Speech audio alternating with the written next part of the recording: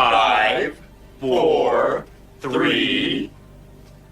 It's showtime. Good morning, Vietnam! Welcome to the party, pal! See you at the party, Richter! I didn't kill my wife! I don't care! Get away from her, you bitch! I'll be back. I'll be back. You did not gonna say that, did you? What I do have are a very particular set of skills. To do the binds. I'm not bad. I'm just drawn that way. Inconceivable! Little Dallas multipass. This is a tasty burger. Face. Want to hear the most annoying sound in the world? Do or do not. There is no try. Dead or alive, you are coming with me. I'm the bad guy? And Hulk. Smash. I can speak with an English accent. I have a very great friend in Rome called Biggus Dickens. Oh, hi, Mark. I want the truth! You can't handle the truth! You went over my helmet? What would you prefer? Yellow spandex? I know, right? There's no crying in baseball! Hey, where are the white women at? They're digging in the wrong place. I'm gonna make him an offer again. Are you not entertained? Second start of the run. Straight off for one. Meow. You son of a bitch. 21 gigawatts! Wax on, wax off. Oh my goodness, I am sporting a tremendous Woody right now. Excuse me? Baking powder? I have come here to chew bubblegum and kick ass. Bartender is the aristocrat of the working class. You want to flip 6-3 whole play and you can score. Cover me. Why so serious? Dogs and cats living together, mass hysteria. On this team, we fight for that itch. It might be a tumor. It's not a tumor. No ticket. No ticket. We're gonna get FUBAR now. What the hell's FUBAR? I get older, they stay the same age. Here's Johnny. It's not what you know, it's what you can prove. I'm a dude playing a dude disguised as another dude. He's 15! I ate his liver with some fava beans and a nice Chianti. Hope is a good thing. Maybe the best of things. And no good thing ever dies.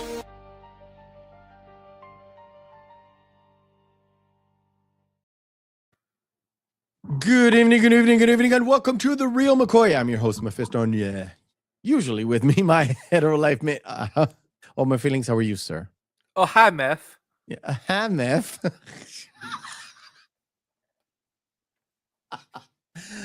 I was waiting for it. I knew it was coming, and it still threw me off.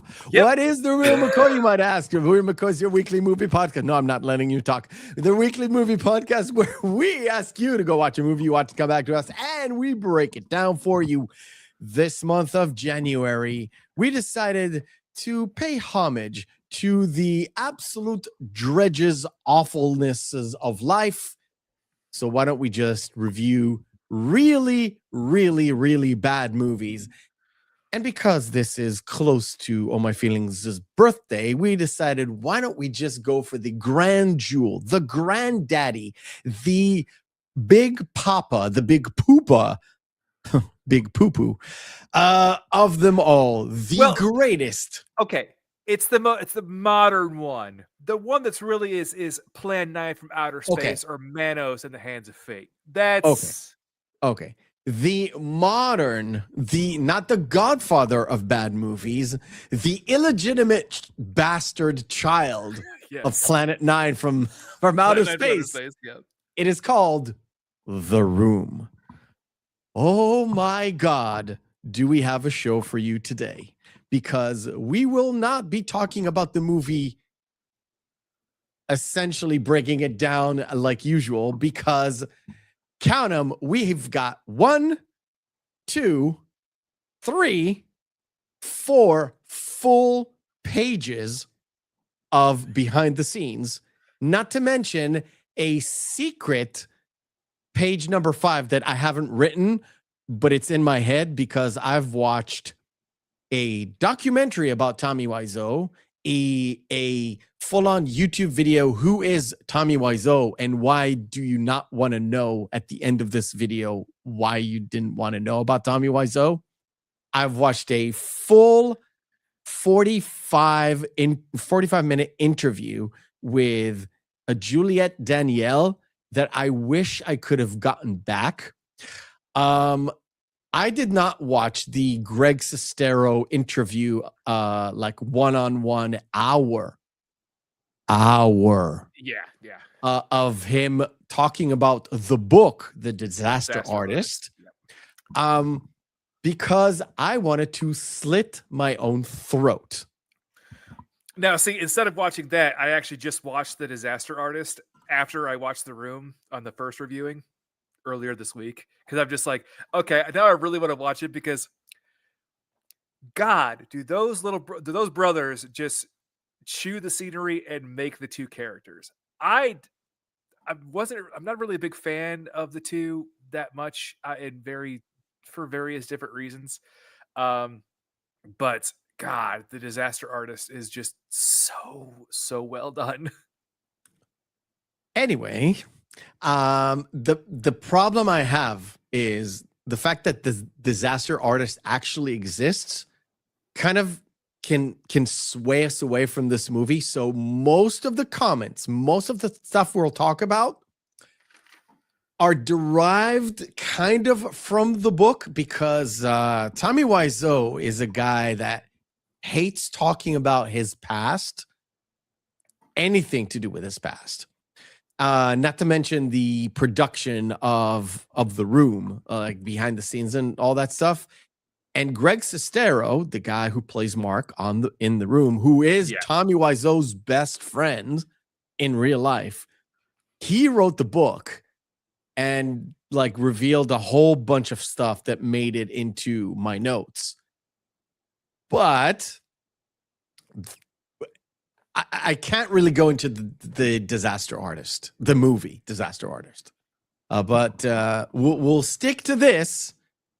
And the thing about it is because of what the story you get in The Room, it's an hour and 39 minutes. Let's say an hour 35, like net without any added stuff. But also if you were to take out sex scenes, it's like an hour 24. And yet there's not enough story to actually talk about. Not really. Because there's like the main story. Yeah. And a bit of threads that go absolutely nowhere. Nowhere. The bits with Mike and Michelle where you're like, what's that about? Nowhere. And the randomly at the end, there's Steven, the friend that was never there until the very end that catches Mark with Lisa. You're like, who are you? Shouldn't that have been Peter? I'm just asking. I know you're a busy man. I've done all the research, like we discussed backstage. Have you done any inkling of research? No, I just watched The Disaster Artist. Just watched The Disaster Artist. Okay. Yeah. I've watched the interviews before though, and I actually do own the book. Okay, cool. Because I don't, and I don't want to. All right, let's say hello to the guys in the chat. We'll say hello to Gambit. We'll say hello to Kalekioki and everyone who's tangentially watching later on in the replay or will join us. We will acknowledge you, all the lurkers, blah, blah, blah, all that good stuff. Let us begin. Say, just as an aside too, as you mentioned, we're not going to really talk about most of the breakdown of it. It's mostly just going to be us going, here's this line, here's this line, here's this line. This is why it's weird. Okay. So remember, this is all, behind the scenes for us. You remember I told you what I was planning for this year and I was kind of lazy? Yeah. Can you go to media assets because you're a producer now? Can you tell I've got stuff prepared? Oh, I don't see it. Oh, you don't? Media assets. It's under banners. Can you not see the menu on the side? Mm-mm. If you can't, that's fine. If you can't, it's a nice little surprise. Also, I've got a very, very special surprise for you. Something that you were not prepared for. I wasn't prepared when I saw it. And then I went to a certain website and then it was there. And I was like, oh, all my feelings will definitely appreciate this. Oh, no. And you have no idea what I'm talking about. Honestly, I have not told him. This is going to be happy birthday to me, I guess. Happy fucking birthday. Yes, DK, welcome. Welcome. All right. It's going to be a fun show. We're going to laugh. We're going to cry. And I will definitely try not to commit a seppuku. All right. Let's begin in the beginning. In a segment we love, well, I love it because it's a lot of fun. It's called Behind the Screens. Sound production, take 2.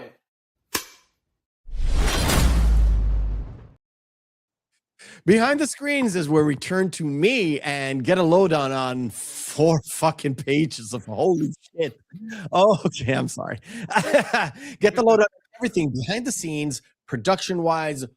Oh my God, and it's a little bit mixed within Tommy Wiseau itself. You have to realize there's a lot going behind what the man is. He's mysterious, to say the least. So let us begin at the not so beginning. Tommy has an uncleared past. He said he grew up in Louisiana, but he definitely did not. He does not have a Creole accent.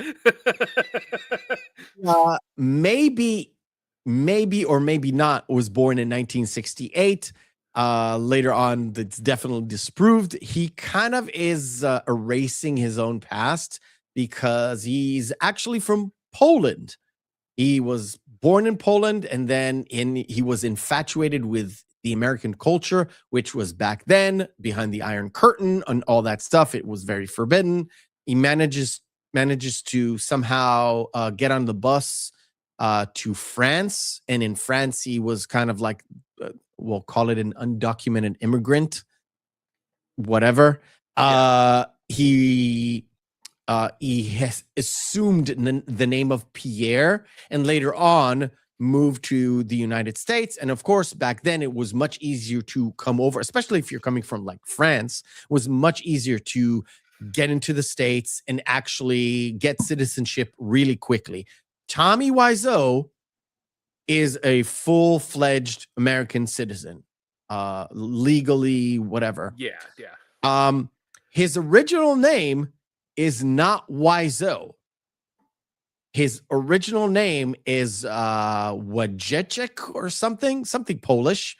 He took the W and the French word for bird, which is oiseau, and added the W and made it a Wiseau. Now, why bird?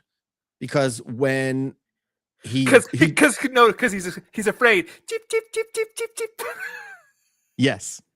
But no. He was in Louisiana for a little bit with relatives that he had, and then he moved to San Francisco. In San Francisco, was a very young man. He sold knickknacks. One of them was like yo-yos and these like these wooden birds that when you pull the rope, they flap their wings and chirped.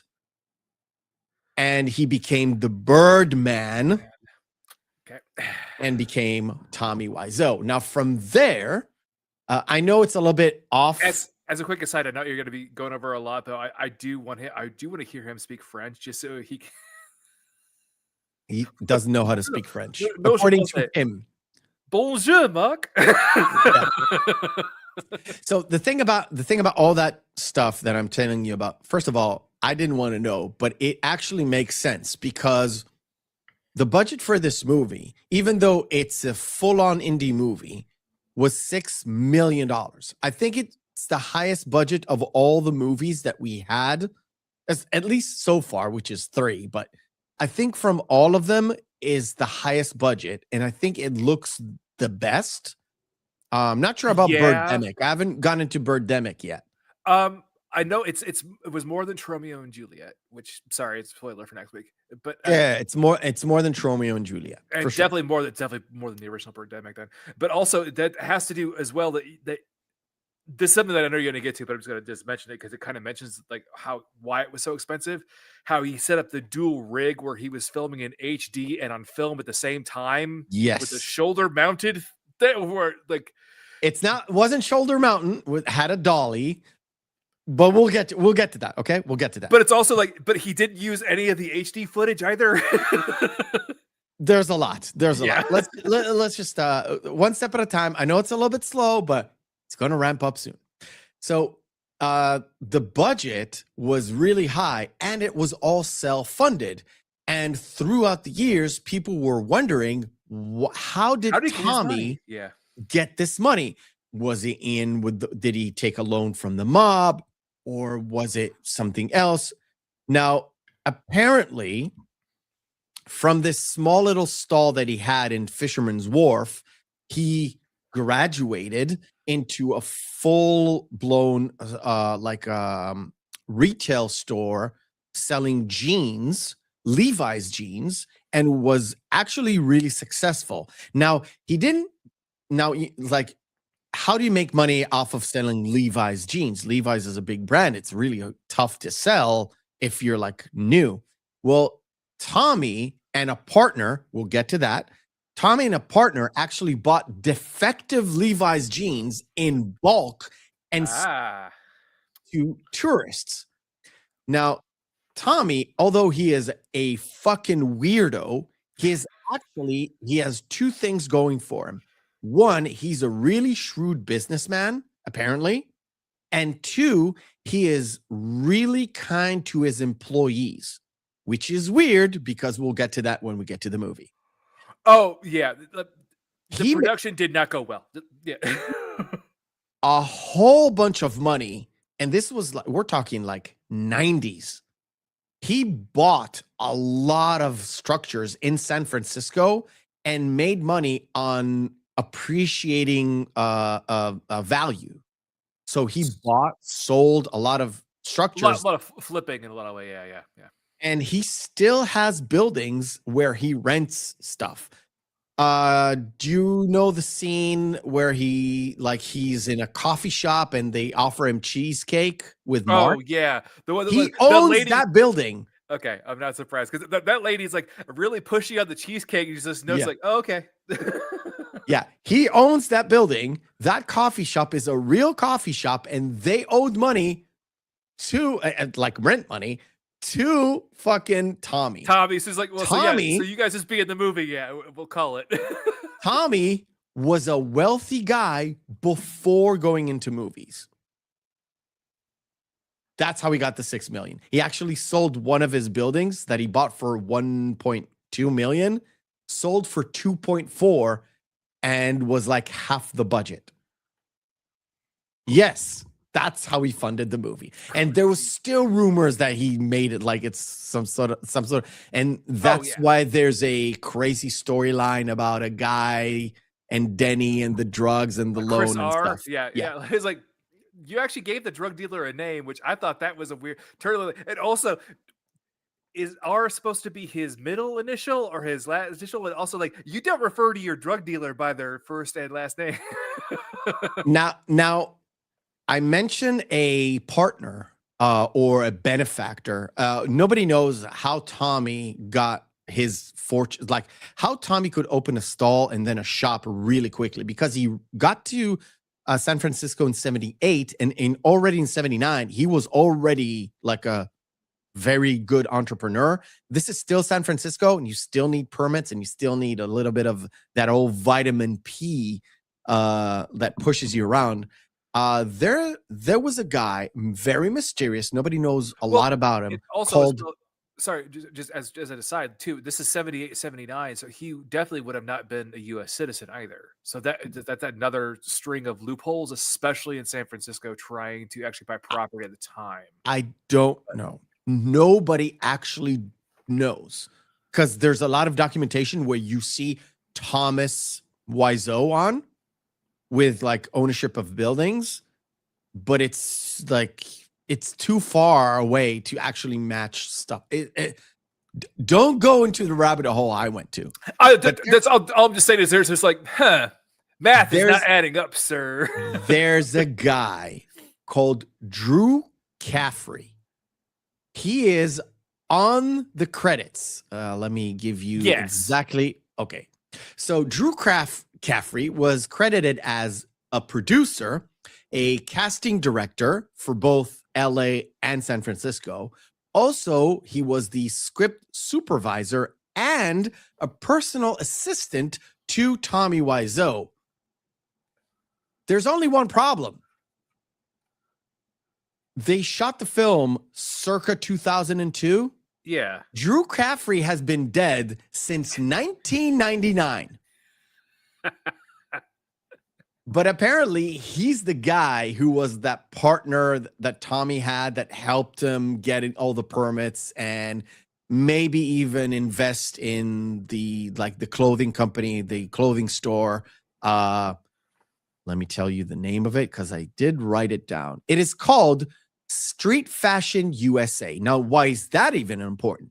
Because Street Fashion USA, although most of their stores, and if not all of them, are closed, is still online. And you know what they're selling? They're selling the room merch, especially Tommy Wiseau underwear, which he pushes on everything. He bundles the underwear with almost anything you buy.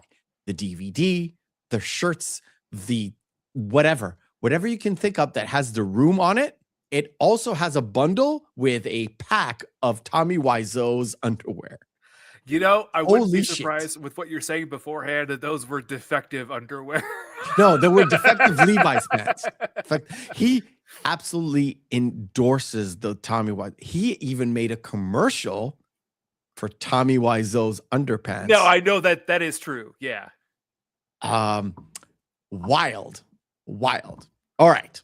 So the thing about Tommy is Tommy's in love with America. Is one of those people who is like, he has the biggest American flags up outside of his buildings. Also is like, I love America. He absolutely is in love with American football. Could you tell from the movie? But we're talking about the games of catch that they play. Like, this is just off-putting. Why? Yes. Why? Yes. So the thing about it is Tommy also wanted to be an actor. So he went into these classes, and that's where he met Greg Sestero. Yeah. And it was during one of the last actual classes that Wiseau went to in San Francisco before he decided the entire jaunt to make the film. I know this because it's in the book, because Greg wrote it there, and it's also in the Disaster Artist film. Okay. But that he just did this. He did a monologue, but in the very Tommy Wiseau fashion. And Greg was actually, like, at the time, I was impressed because I thought he was taking a very radical direction with it. No, that was just Tommy being Tommy. Yeah. So eventually Greg was like, I want to make it big. I'm going to go to LA. And Tommy's like, oh, I've got an apartment in LA. You can rent it for me for like $200 a month. And Sestero was like, fine, I'll go. He went there. And a week later, Tommy Wiseau is like, oh, I came to live with you. oh, hi, roommate. oh, hi, Mark. Oh, hi, Greg. We're here to make it big in Hollywood, which they did not. Well, Tommy didn't. Greg actually had a part. Do you know what part that they have? And it's so fucking good. You have no idea. I forgot. He played the young Toulon in the Retro Puppet Master. That's right. Yeah, he did. That is phenomenal. Anyway, Tommy was like, I can't, I can't make it, blah, blah, blah. And he suddenly disappeared. And he did call Greg from time to time, but he essentially was like in like no communication, no nothing.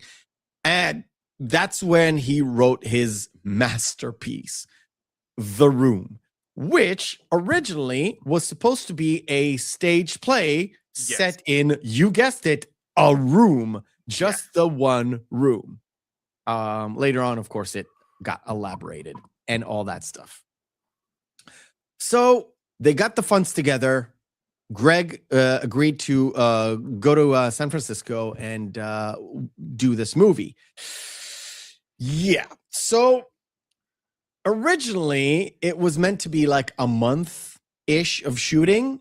Eventually it took about 6 months. During that time, the crew got replaced around 4 times. Yeah. Because there were people coming and going from that crew and were like, fuck this. Because he hired actual people who were making films, really films, some indie stuff, but they knew how to work a camera. Correct. The key grip knew how to set up lights, all that stuff. Everybody that actually worked in the film crew knew how to make films. That's why they were so frustrated. Some of the crew members were there for a few days and then said, fuck this, I'm leaving. The other side of that story is, well, he paid really handsomely because he did not know how to make a budget. Yep. At all. And back to the flip side, Tommy had a reputation of being a cheapskate because he did not want to pay for too many costumes. He outright refused to pay for water on set. Yes, that is not to mention food or something simple as air conditioning, which caused some of the sets to heat up to around 34 to 35 Celsius, which is around 100 plus, almost 100 Fahrenheit. 105.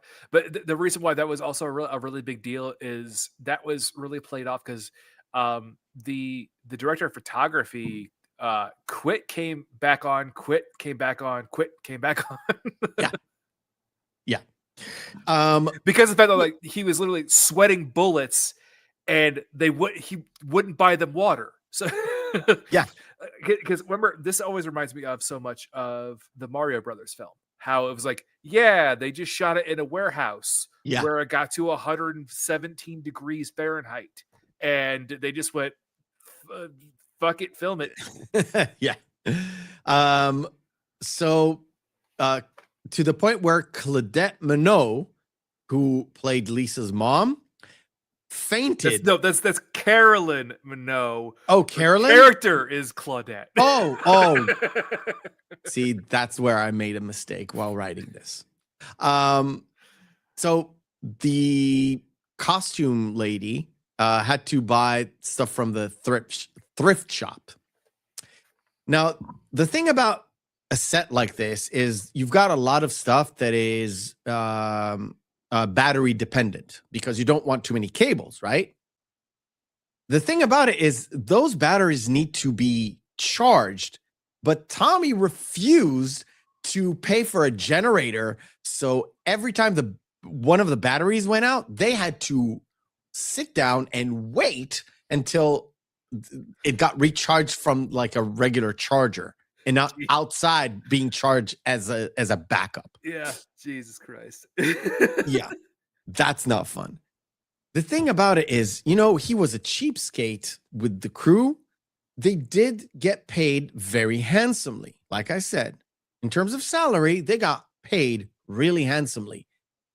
But Tommy, because he didn't know how to make a budget, he actually ended up spending $80,000 reshooting a scene that, according to Greg Sestro, had no impact on the story. Also, he paid $6,000 for a private bathroom just for himself on set to separate him from the crowd. I say so it's like the poodle scene from last week's travesty. Yes. Now, you talked about the camera. The movie was shot with dual cameras. One was a digital HD. The other one was 35 millimeters film. They did not use any of the digital footage whatsoever. The problem is, and this is Tommy didn't know this, for each camera, you have to set up different kind of lightings. They set up the lightings just for the 35 millimeter because it was more expensive to shoot on film. By the way, the movie doesn't look bad. There Really? are just a couple of odd shots that you can tell that there's a washout scene with Mark and Lisa at one of the very earliest scenes with them together, where it's this very odd cut where the film actually gets blurred. It gets blurry for about like a second and a half. You know why it was blurred? Because it was probably Tommy behind the camera and he did not know how to focus. Yeah. That happened several times. Some of it they just had to use. Yep. That's why. The thing about it is Tommy actually, instead of renting the film equipment like most film productions do, he fucking bought it. He bought it. Now, why you don't buy film equipment and you rent it is because most of these things are advancing as fast as the technology, and you have to stay with like the cutting edge. It's essentially outdated by the time you're done using it. Yes. Yeah. But Tommy said, well, I thought to buy it for like another project, but we ended up using it for a documentary about homeless people that was barely released. By the way, he still owns that equipment, according to him. Not surprised. Now, the problem also was Tommy, at the end of the day, took the digital camera with him home, and everybody had to wait until he got to the set in order to remount it and start shooting. The problem is Tommy is not your punctual individual. He came in late by about 3 to 4 hours every single day. Now, you're saying that's a problem, and yeah, that is a problem. Yes. But it's not really a big problem unless you order every single one of the cast to be there every day, even if they're not shooting any footage of them that day. So all the cast had to be there all the time. And he was late to 2 to 3 hours every day. Nice. Very nice. And no water. No water. All right. You mentioned that stuff doesn't look very nice. All the rooftop scenes were shot, surprise, surprise, not on a real rooftop. Wow, really? Yeah. Now, you would think it would be like on a soundstage. Well, it was, but all the locations you see of San Francisco, that's all green screen. Green screen. Yeah, it's very easily noticeably that it's yes. Yeah. You would think it might be like a backdrop because it's an indie film. No, he actually put out money and they filmed it all on a green screen. The thing is, the background you see was shot on top of Tommy's buildings that he actually owns, that he didn't need any permission to film on. He just didn't want to because Tommy is a mysterious secret guy that he doesn't want people to know where he lives, what he owns, and all that stuff. The surrounding buildings, like I said, it's the same building he owns where they sit and eat at the cheesecake place. Got it. So the scenery you see could have been shot up there. All right. ADR. And we'll do a pause after the ADR. I've got 2.5 more pages. Don't worry, we're going to go through the movie a bit, but we're going to blitz through it. It's mostly just about picking out the really fun bits. Yeah. There's a lot. Almost all of Tommy's lines were ADR'd because, surprise, surprise, Tommy could not remember his own lines that he wrote for himself. There was that, especially when he was talking to Peter, where he's like, as you know, as what they say, love is blind. I'm like, those words that's not what you said. That is not what you said, sir. I have a bit for it prepared. That's why I'm going to pause here. This was maybe planned or not.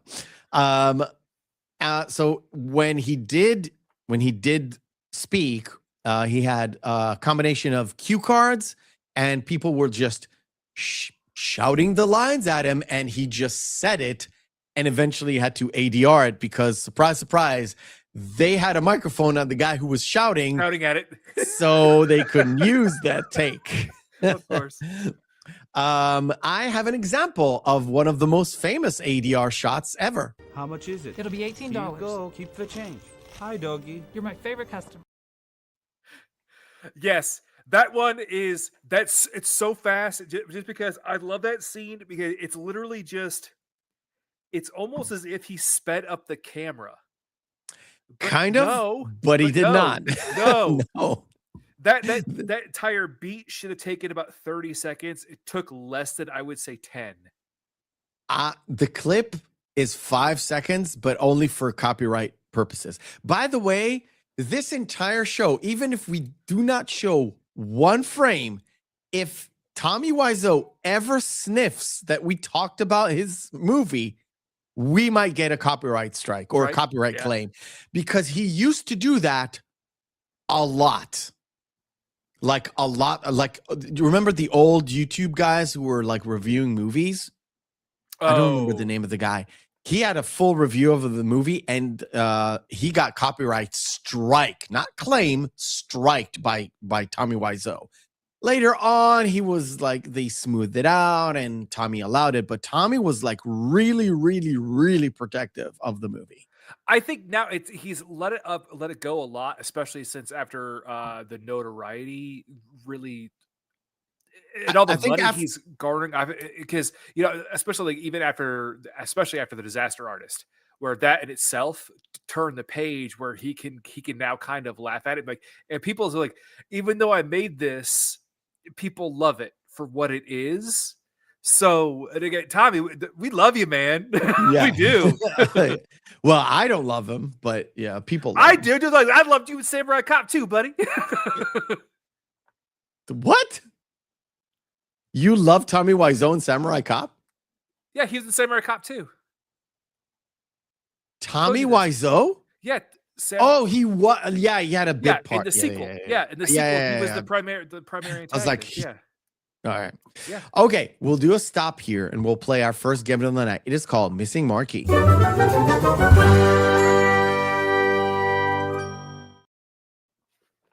Missing Marquee is where we take 10 posters of movies, have their text written off. We display them, and you guys in the chat, and with the help of Oh My Feelings, will have to guess which movie this is. I will do this. Yeah, I have not done this in advance for a reason. Guys in the chat, which movie this is? Another one of those sitcoms where they did a remake of it, and I don't know why. Even though I think this is one of the better ones they did. It's a proven IP kind of thing. Yeah, DK got it. Yeah, DK got it. It is Bewitched. Honestly, I've not seen it, so I don't really have an opinion. I don't like I don't like Will Ferrell. I've said it numerous times. I just don't like him. There's so few movies that actually like him in. I know. Come on. Paul's got it. Paul's got it. Welcome back, Paul. It is Capote.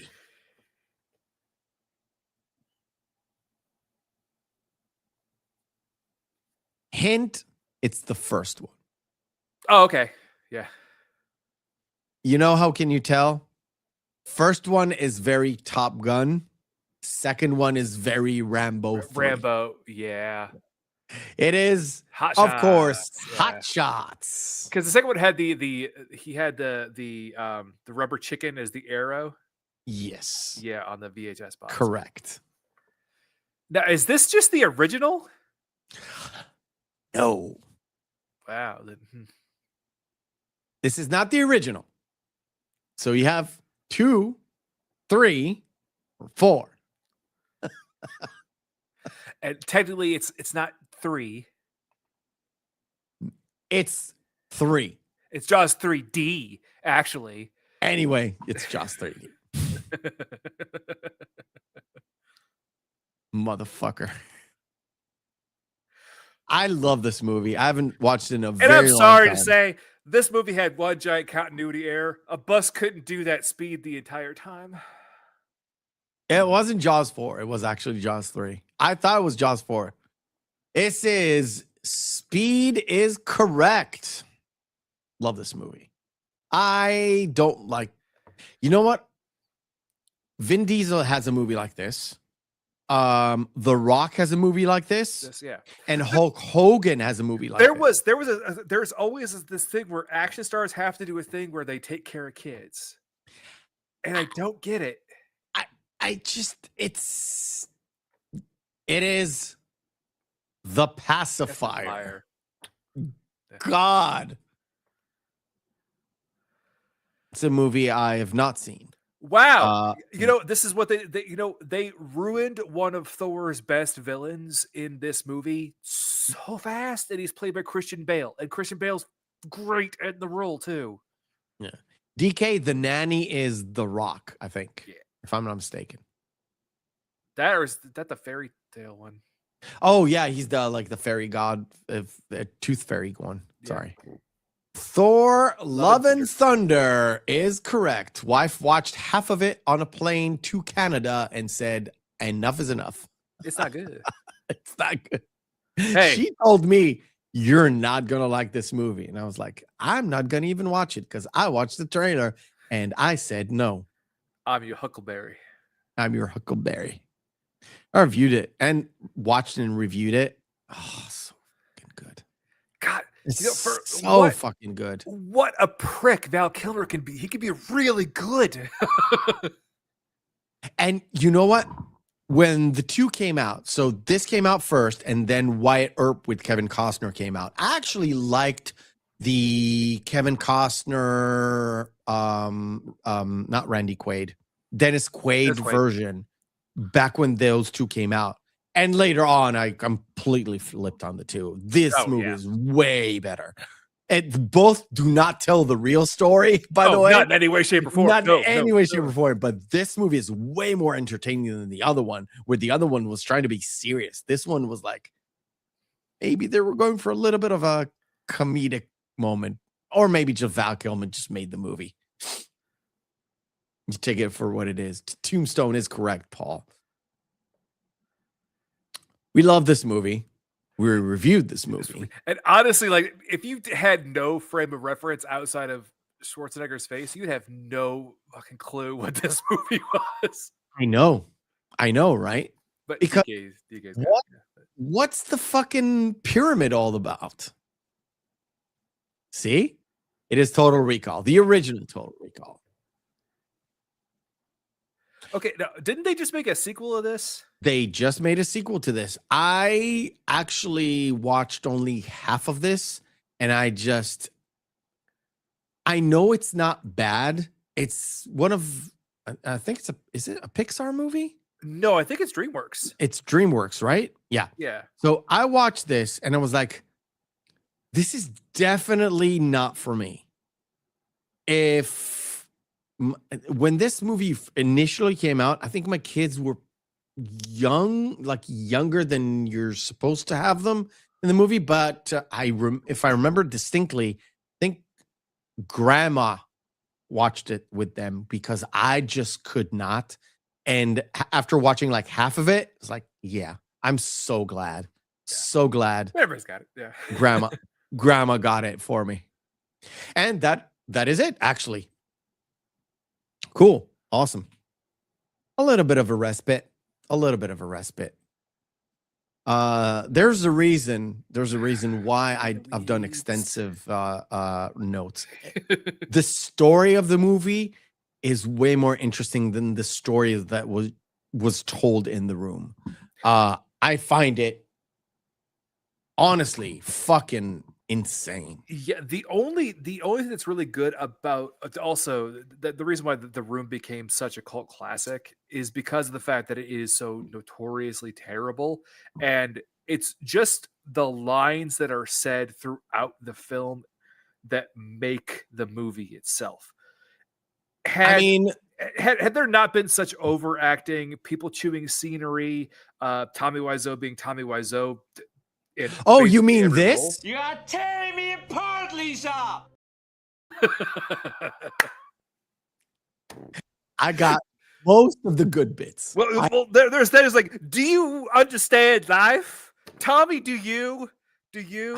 I mean, you've got some gems like this. I'm tired. I'm wasted. I love you, darling.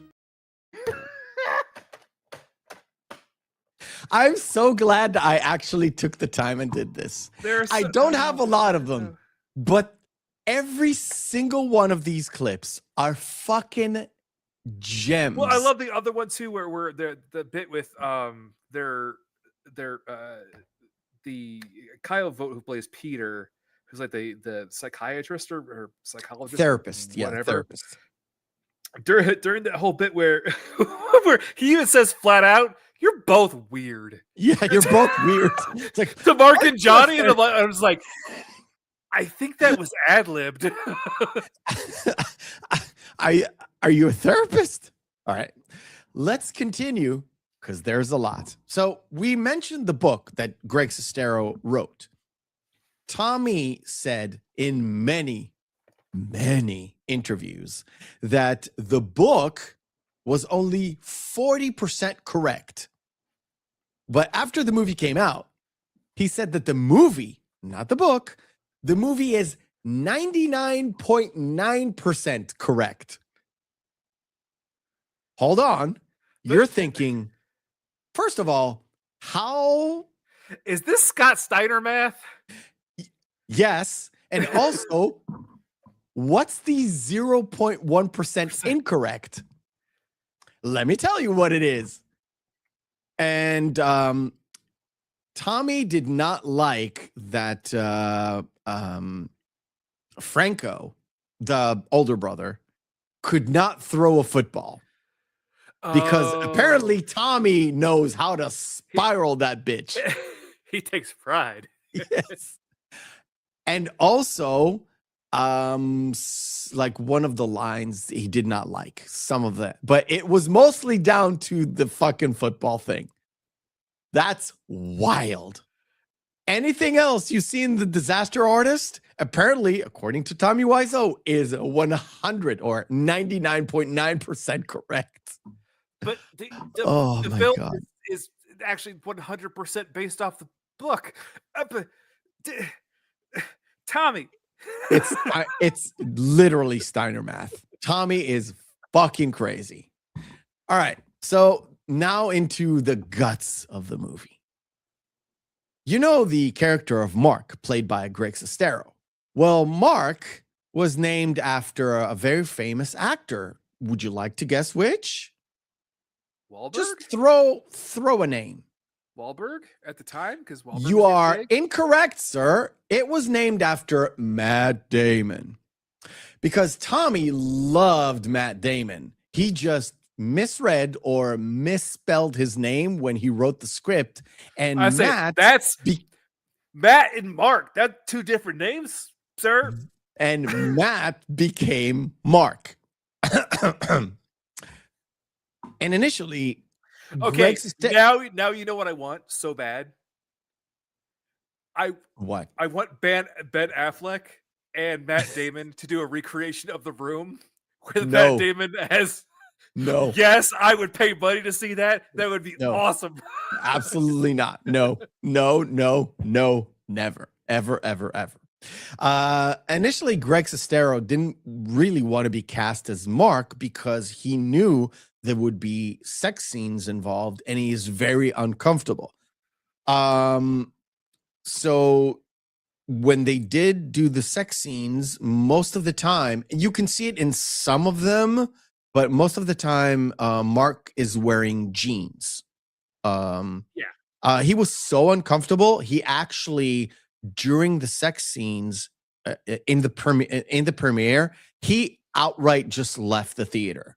He just could not watch it at all, whatsoever. Yes, and by the way, the premiere is the first time that anyone in the cast saw the full movie. I feel so terrible for Juliette Danielle. We'll get to that in a Oh moment. my God. We'll get to that in a moment. And Sestero said that whenever he sees the movie and he has an option to fast forward the sex scenes, he just fast forwards his own sex scenes. He doesn't mind Tommy's sex scenes. He minds his own sex scenes. Because he wants to hear that banger. I will. My God. Now, the thing about it is, when he was on set and he wasn't acting, he actually served as the line producer. If you don't know what a line producer does, it's mostly like taking care of catering, taking care of transportation for people, to making sure they're coming from here to there. And he was the one picking up Tommy to come to the set late with his digital camera, because according to Sestero himself, he spoke Wiseau because nobody else could understand what the you know was what? talking about. Honestly, can you blame him? No, I don't. No. I don't blame him at all.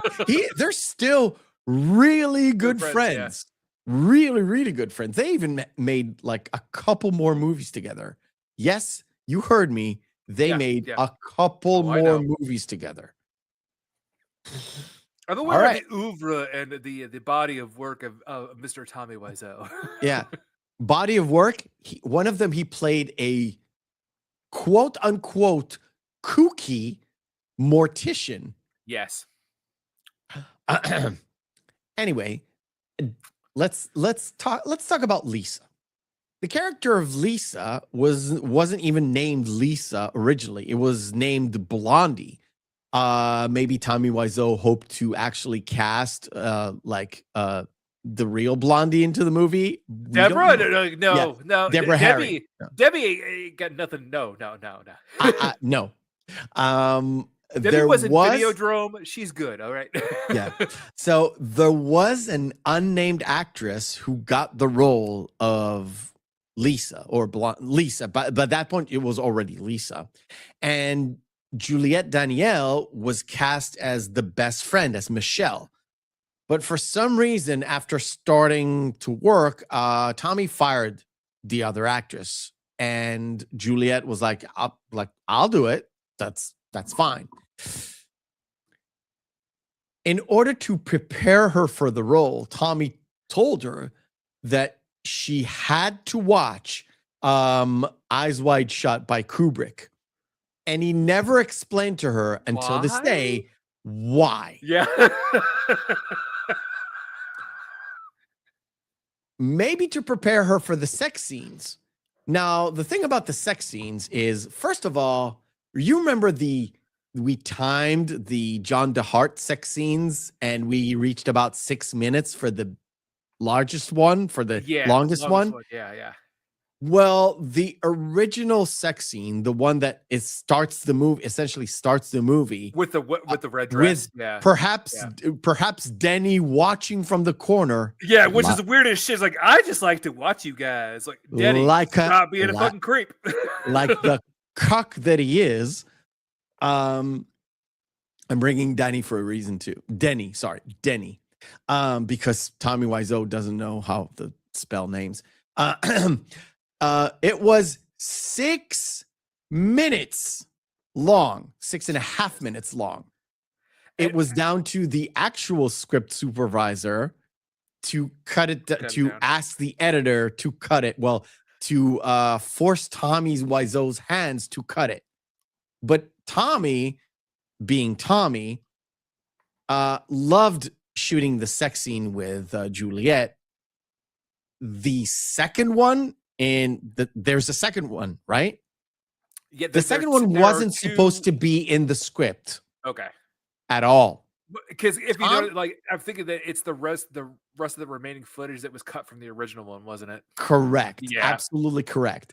Because Tommy said he really liked shooting that scene not because of Juliette's tits or whatever. He liked himself with a bare bottom in the shot. Well, yeah. There's he does a long walk after that first sex scene where I'm like, dude, like, But Juliette outright refused to shoot another sex scene with him. So what Not he did surprised. was it took outtakes from the stuff that was like cut in the editing room and Spliced redone in it. a different one, That's yeah. why both of them kind of look the same. Same. Well, that's whether they also both have the rose bit, and she has actually like, oh, it's so uncomfortable because the one bit where she turns over, she has rose petals on her back and everything. Where I'm just like, ugh, you guys have been together for 7 years. Talk Ew. about the Red Shoe Diaries bit. Yeah, it's like, ugh. Holy shit. Where was I? Okay. So Juliette outright refused. They recut it, redone it. And still, Juliette actually thought that the sex scene would be max like 30 seconds. Yeah. She at was the premiere, absolutely mortified that in the premiere, sitting next to her mom Mother, and dad, they watched 2 full sex scenes with Tommy and then another few with fucking Mark. It is, oh god, it's so crazy. Just we mentioned this last with John DeHart. At least John DeHart had the sense to film it in a way where he was not shown, and so it wasn't shown like any kind of movement was done besides the female actress. Yeah, because that makes it more. But no, it's like it's Tommy's bare ass, and he's just little Juliette mentioned the fact that it was so weird sitting next to my mom while Tommy is fucking my stomach. Yep. Because he was too high up. Yeah. Anyway, so if you notice or know about it because of the Disaster Artist, when they initially started to shoot the room itself, and because Tommy was a cheapskate, there wasn't a lot of like dressing of the room. It kind of looked empty and not lived in. Yeah. And people, like I said, the crew was actually, they knew how to shoot a room, and they said, look, you have to have a little bit of stuff in here, like knickknacks and stuff, like pictures. So the room would feel like the room that we're shooting in kind of feels like it's lived in. It's not just a set with a theater set where you have like a backdrop and a couch and a table.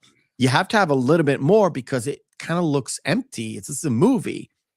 And Tommy relented and he sent somebody to buy these knickknacks and all that like dressing stuff. One of them was like picture frames with stock footage of spoons. Now, because of the cult status and the fact that it became this midnight screening kind of thing, there's a tradition where every time you see the picture frames with the spoons, people would have like plastic spoons and they would throw them at the fucking screen and yell, "Spoons!" Now that is fucking phenomenal. I've been to many a showing, and it's you have? Oh, that's fucking. That is something that I would love. It's to, like it's to like see. going to Rocky Horror or like again or like Hard Ticket to Hawaii or the Miami Connection. Films like that are so bad, like they have specifically like you yell out and you're part of the audience. But this is where it's again. Sorry, Gen Z, you fucking moron. You have to go to the movies. When people are gonna go, when people are gonna go see the Minecraft movie, the jokes are in there, but it's supposed to be a joke that's a part of the movie. This is afterward. We're making fun of the movie. Stop it. Yes. All right. So I mentioned Denny. Now, Denny's behavior is really weird. That's because Tommy wrote Denny as a mentally handicapped person. I am not surprised in the fucking slightest. there's a problem here. You know what's the problem? Tommy didn't actually tell the actor playing the part that he's supposed to be mentally handicapped. Yeah. Also, the guy playing Denny is about 2 to 3 years older than Greg and Juliette. You could tell. Okay, I'm just saying. That's Philip Haldeman, who I didn't even write his name. Because he ended up doing a whole bunch of like B movie stuff later. Well, no, it's fine because he's fine as an actor. I mean, like you could even believe kind of the pathos of him being Denny and being upset at the very end when Tommy, when Johnny shoots himself in the head. That's why he told them at the beginning, "Well, I love to watch you guys." Yeah. He didn't mean watch you like I know it kind of it's well. So Then the other place. two where he goes up to Lisa and like, "Hi Lisa, you look pretty. Can I kiss you?" I'm just kidding. See now if you put the little "there" on it, then it kind of makes sense, doesn't it? Yeah. Yes, well, completely. When he tells Tommy like, I know she's mad at me sometime, but I think I'm in love with her. Yeah. Oh God, I'm the worst person ever now. You're not. That's how some of them talk. So the crew was like around the movie. We're so aware on how stupid everything is and how stupid the dialogue is. First of all, the script, like I said, the script supervisor and some of the actors actually fully edited some stuff in the script that did not make sense and were not written in, let's call it plain English. So they edited a lot of stuff. First of all, they edited out a lot of dialogue that Tommy was supposed to have, but he couldn't tell because he was not aware of what he was writing. Plus, he wasn't aware of all the edits that were being done. Because he is Tommy fucking Wiseau. Yeah. And because everything, all the dialogue was so out of whack, the cameraman in several takes were actually snickering and laughing. Yeah. And the camera was moving. With Jilter, yeah. There are a couple points in there, yeah. Now we have to talk about the most famous moment in the movie, and we'll have a clip for it too. I did not hit her. It's not true. It's bullshit. I did not hit her. I did not. Oh, hi, Mark. Got cut off. I had to say it again. But yeah. Could you imagine how many takes did it take? I know you've seen The Disaster Artist, so you have some idea. How many takes did it take to get that scene correctly? Wasn't it like a full day's shoot? That is a full day's shoot. I think it was it like a 7.5 or 8 hours they shot? It took 32 takes to get it right. Each take took about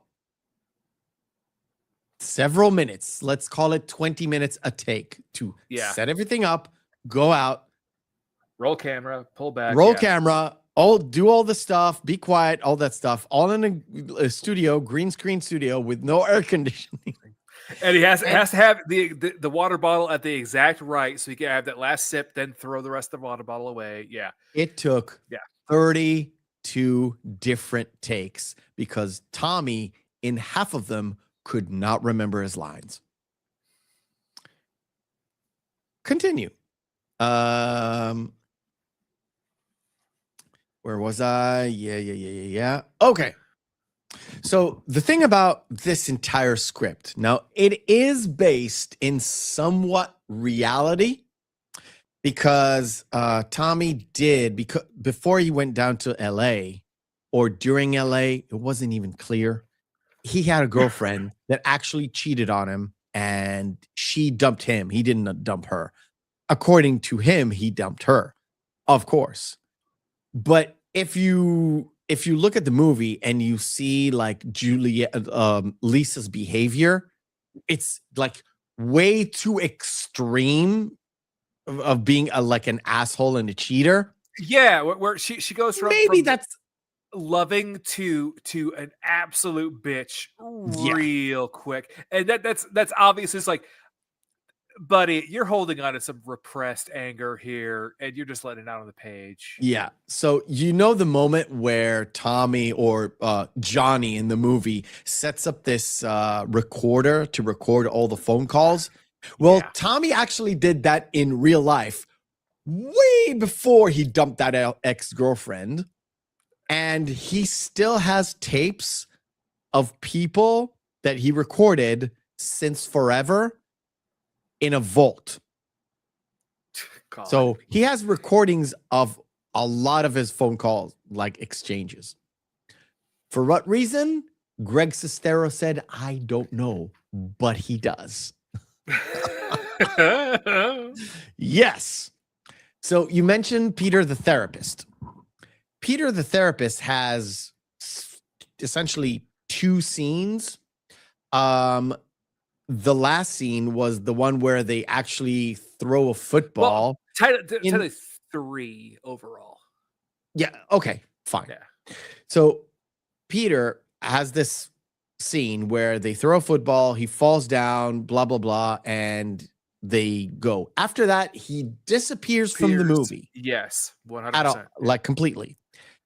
He was supposed to be a guest at the birthday party because he's like, Johnny's therapist, right?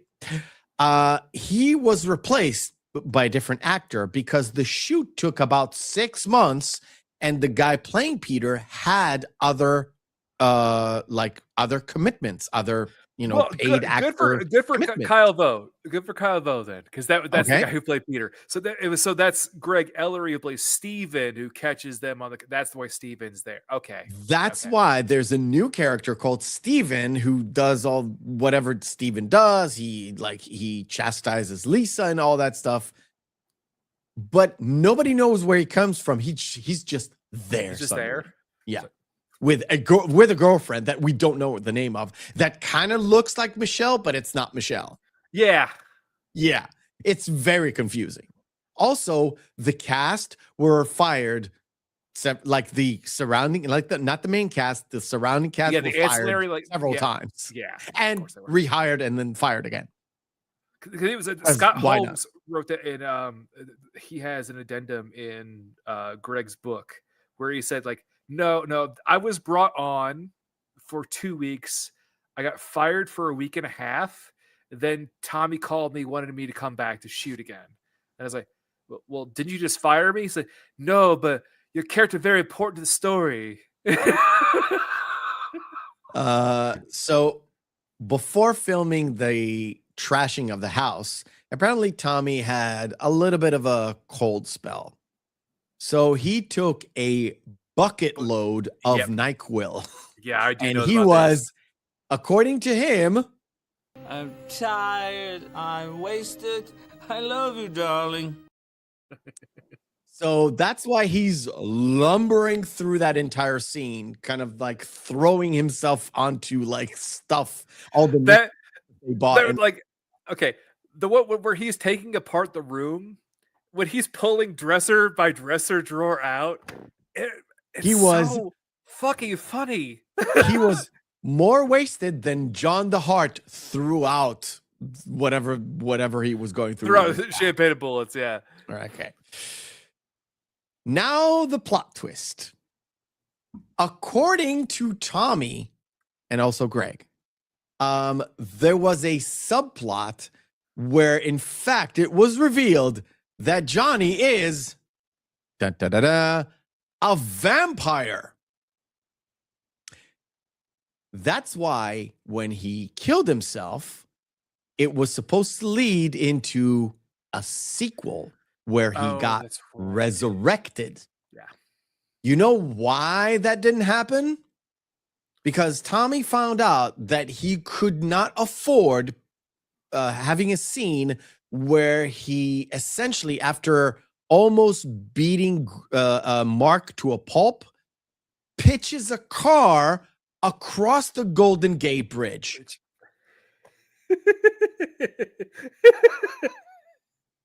And that's all I have to say about that.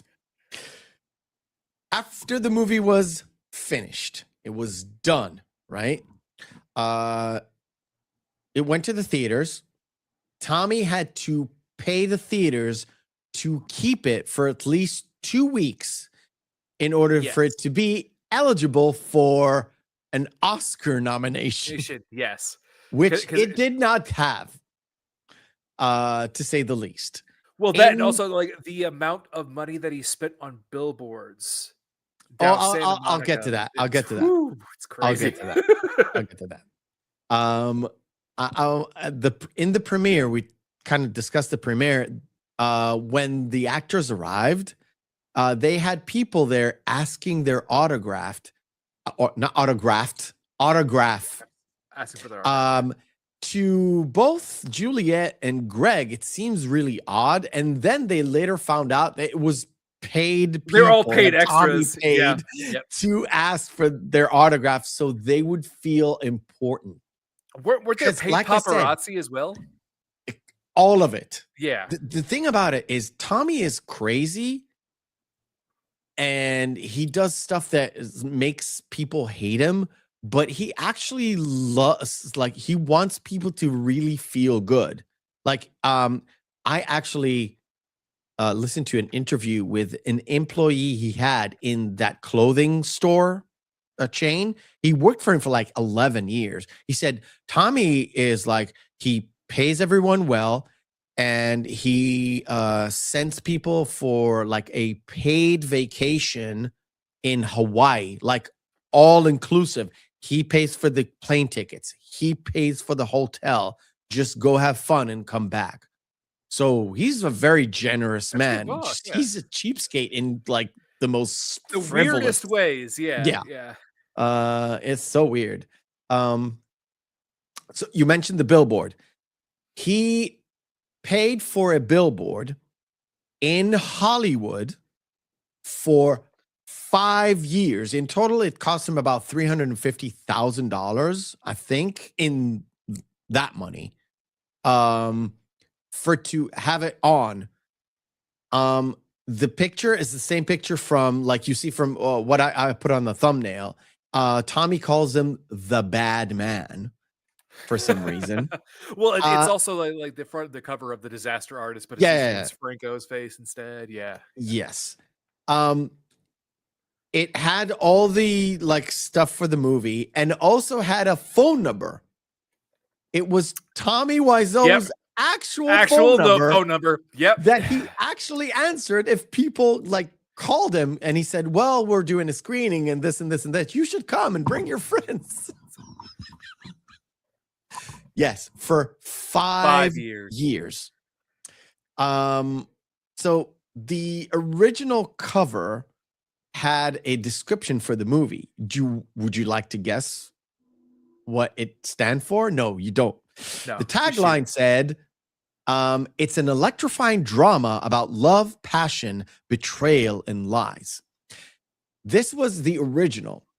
After the movie kind of got rolling into this cult status, from that moment on, Tommy called it a black comedy. Yeah. And he never mentioned the fact that it's a drama or ever again. Yep. Ever again. Which, like Sestro said, is very fitting to Tommy Wiseau.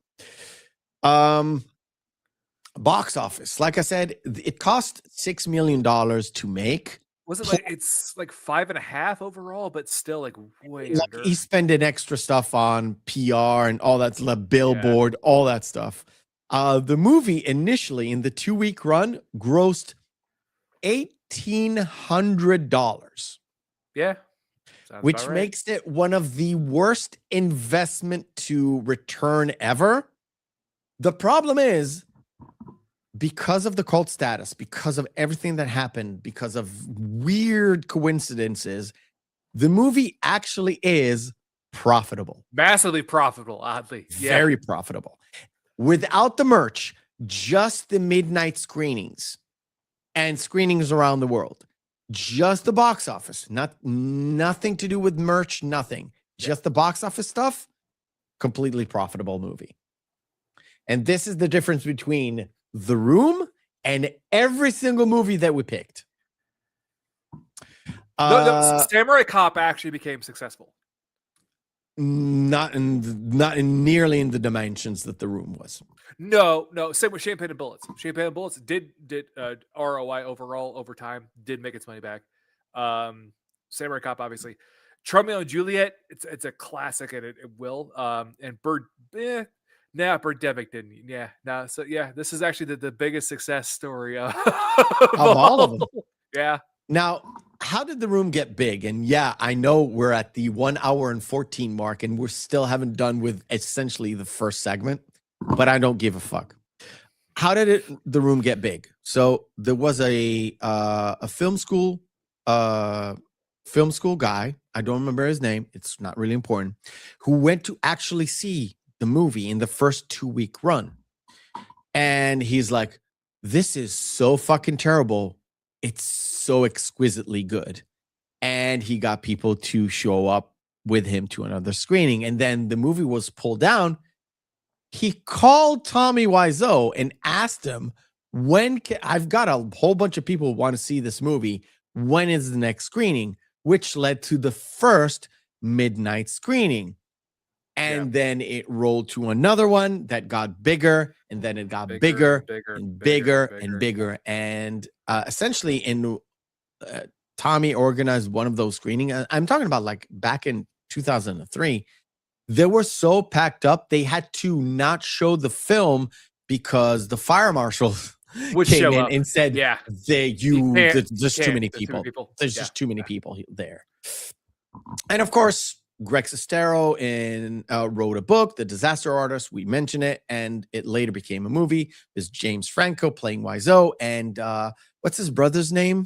Dave Franco. Yeah. Danny Franco, who played Greg Sestero in the movie. And it was funniest too his Greg's girlfriend in it is Allison Brie, who is Dave Franco's wife, who was also in the Community with Joel McHale. And in Joel McHale was in The Soup. That's where I saw bits of the movie. Bits like this. I got the results of the test back. I definitely have breast cancer. This can we just as an aside, we're gonna start talking about the movie. Oh my god, these women are just the fucking worst people in the goddamn world. The mom nonchalantly said, "Well, that's why I married my first husband, to get all the fucking money." All the fucking money, because love is just a lie, right? Nobody marries for love. Yeah. It's like, whoa. It's like, whoa. By the way, according to Tommy Wiseau, Lisa's mom heals completely from the breast cancer. By the way, the breast cancer does not come up again in this movie. Up there too. Like a lot of stuff. It's also too. It's like also Lisa is just, again, I do love the fact that sociopath is not the correct term, because she actually can feel emotions, because she feels genuine kind of affectation love for Mark. So she's Peter, wrong diagnosis. She's a psychopath. She's not a sociopath. But then she's like, oh yeah, making up the fact that my fiance beat me, and then also we're pregnant. No, I just made that up. Don't worry about it. I mean, the overindulgence in the flowers, romance. It's like, oh god, the sound of like the I will song of the first sex scene is just, oh god, so funny.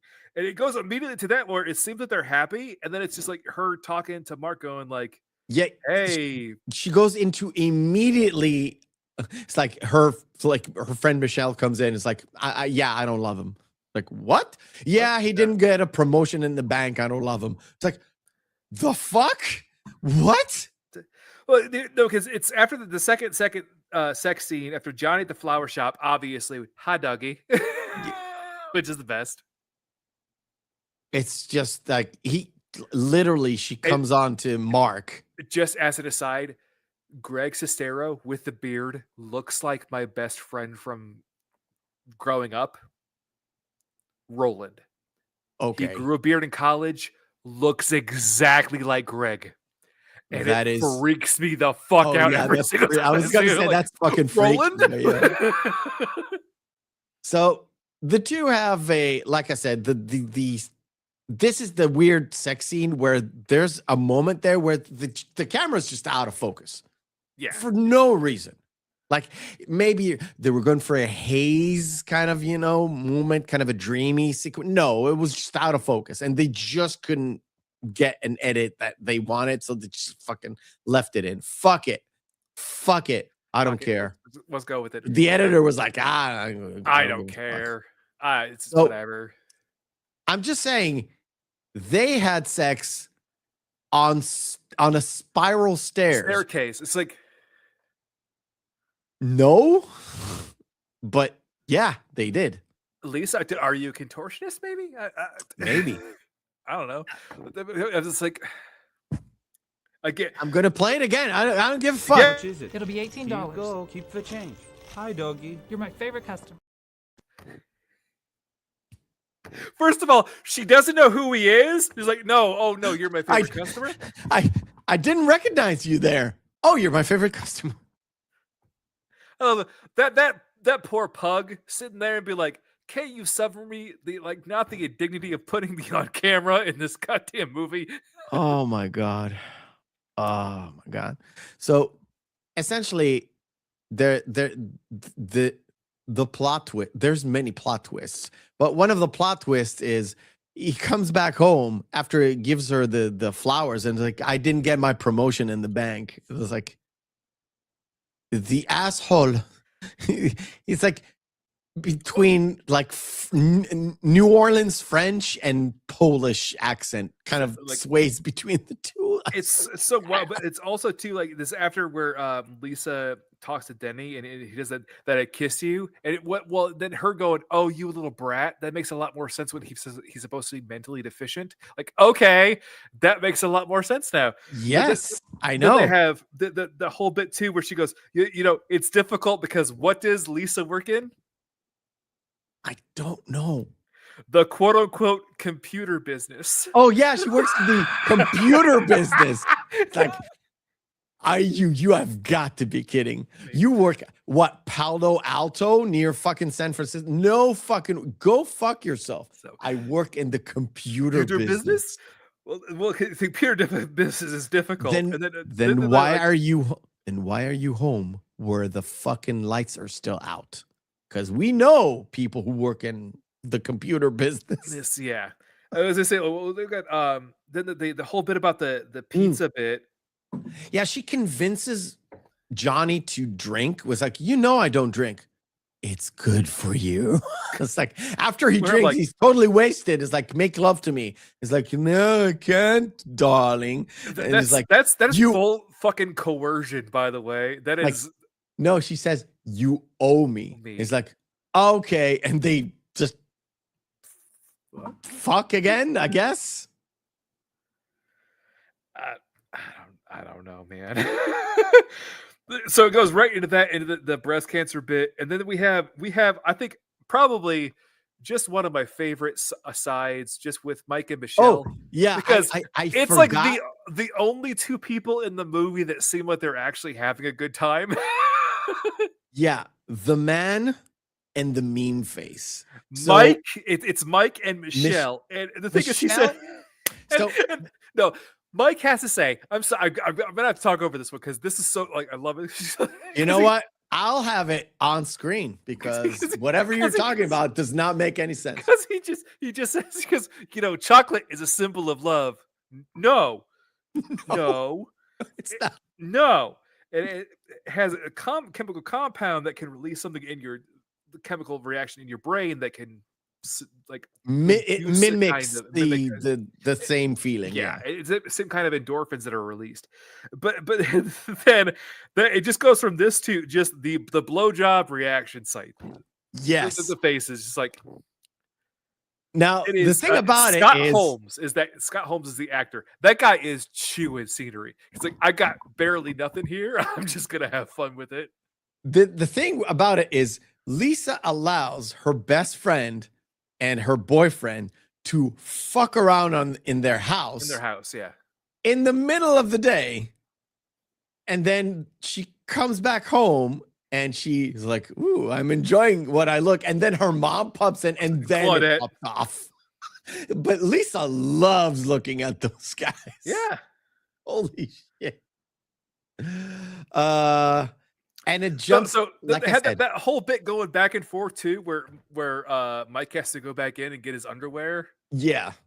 And it's like, okay, this would be different if it was a different film than what Tommy was imagining in the first place.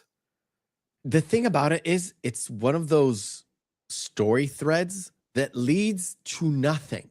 Nothing. But they're in later scenes, but doesn't really lead anywhere. Yeah, they don't talk about what just happened. Claudette doesn't bring it up at all to Johnny. It's like nothing happens.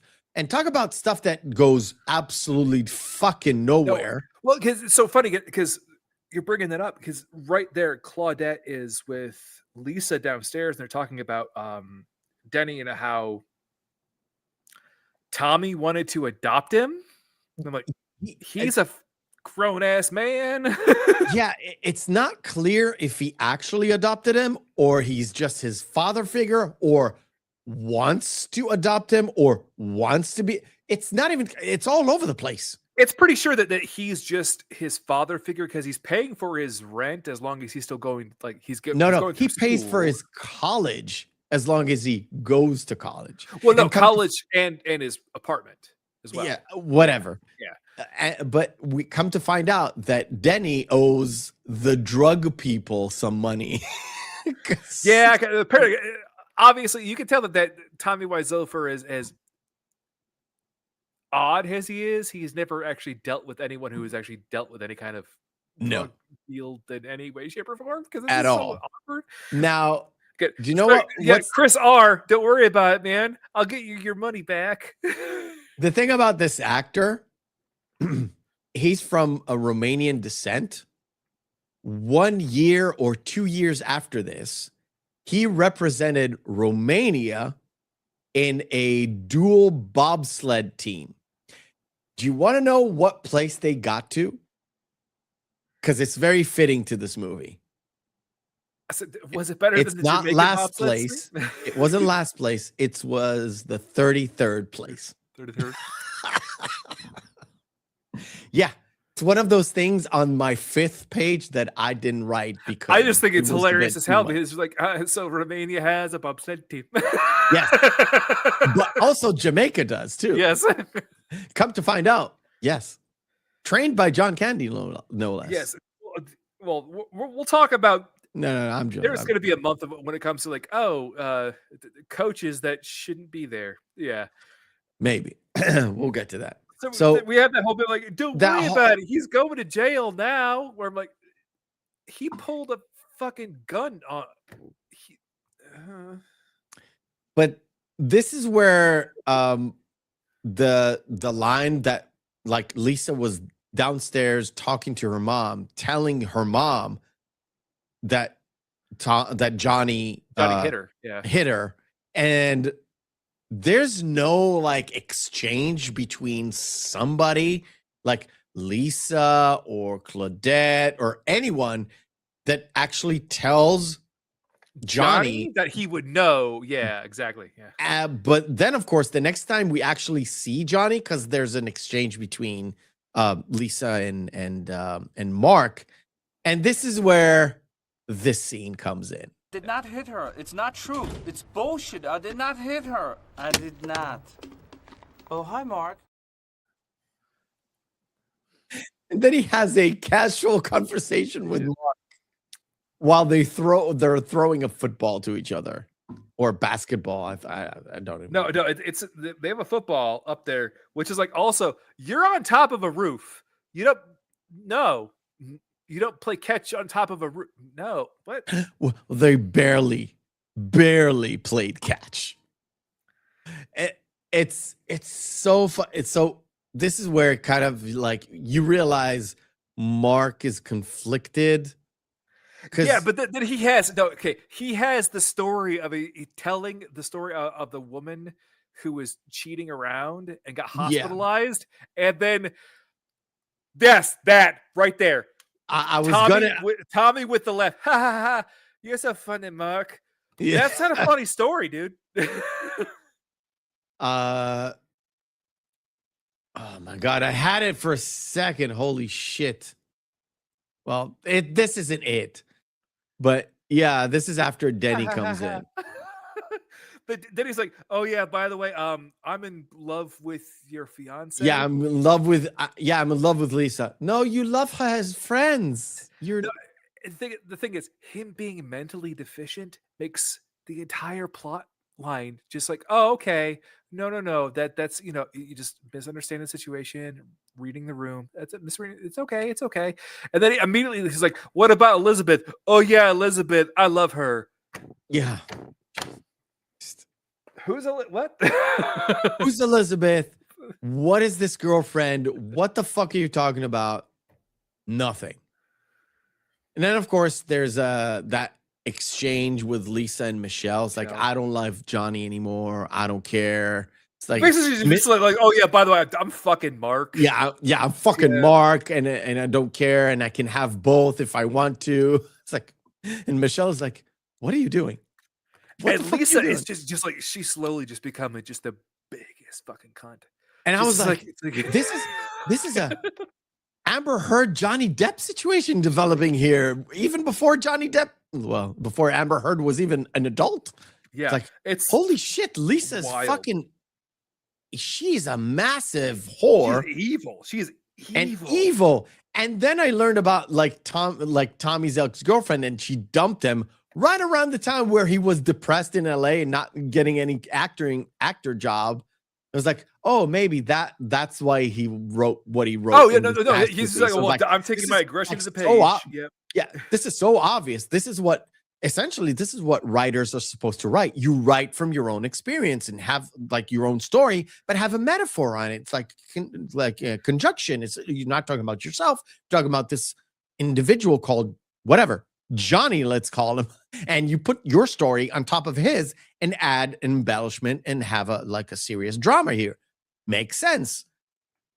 But this is Tommy Wiseau, and he doesn't know how to write scripts or English. Oh my God. All right. I want to get to this.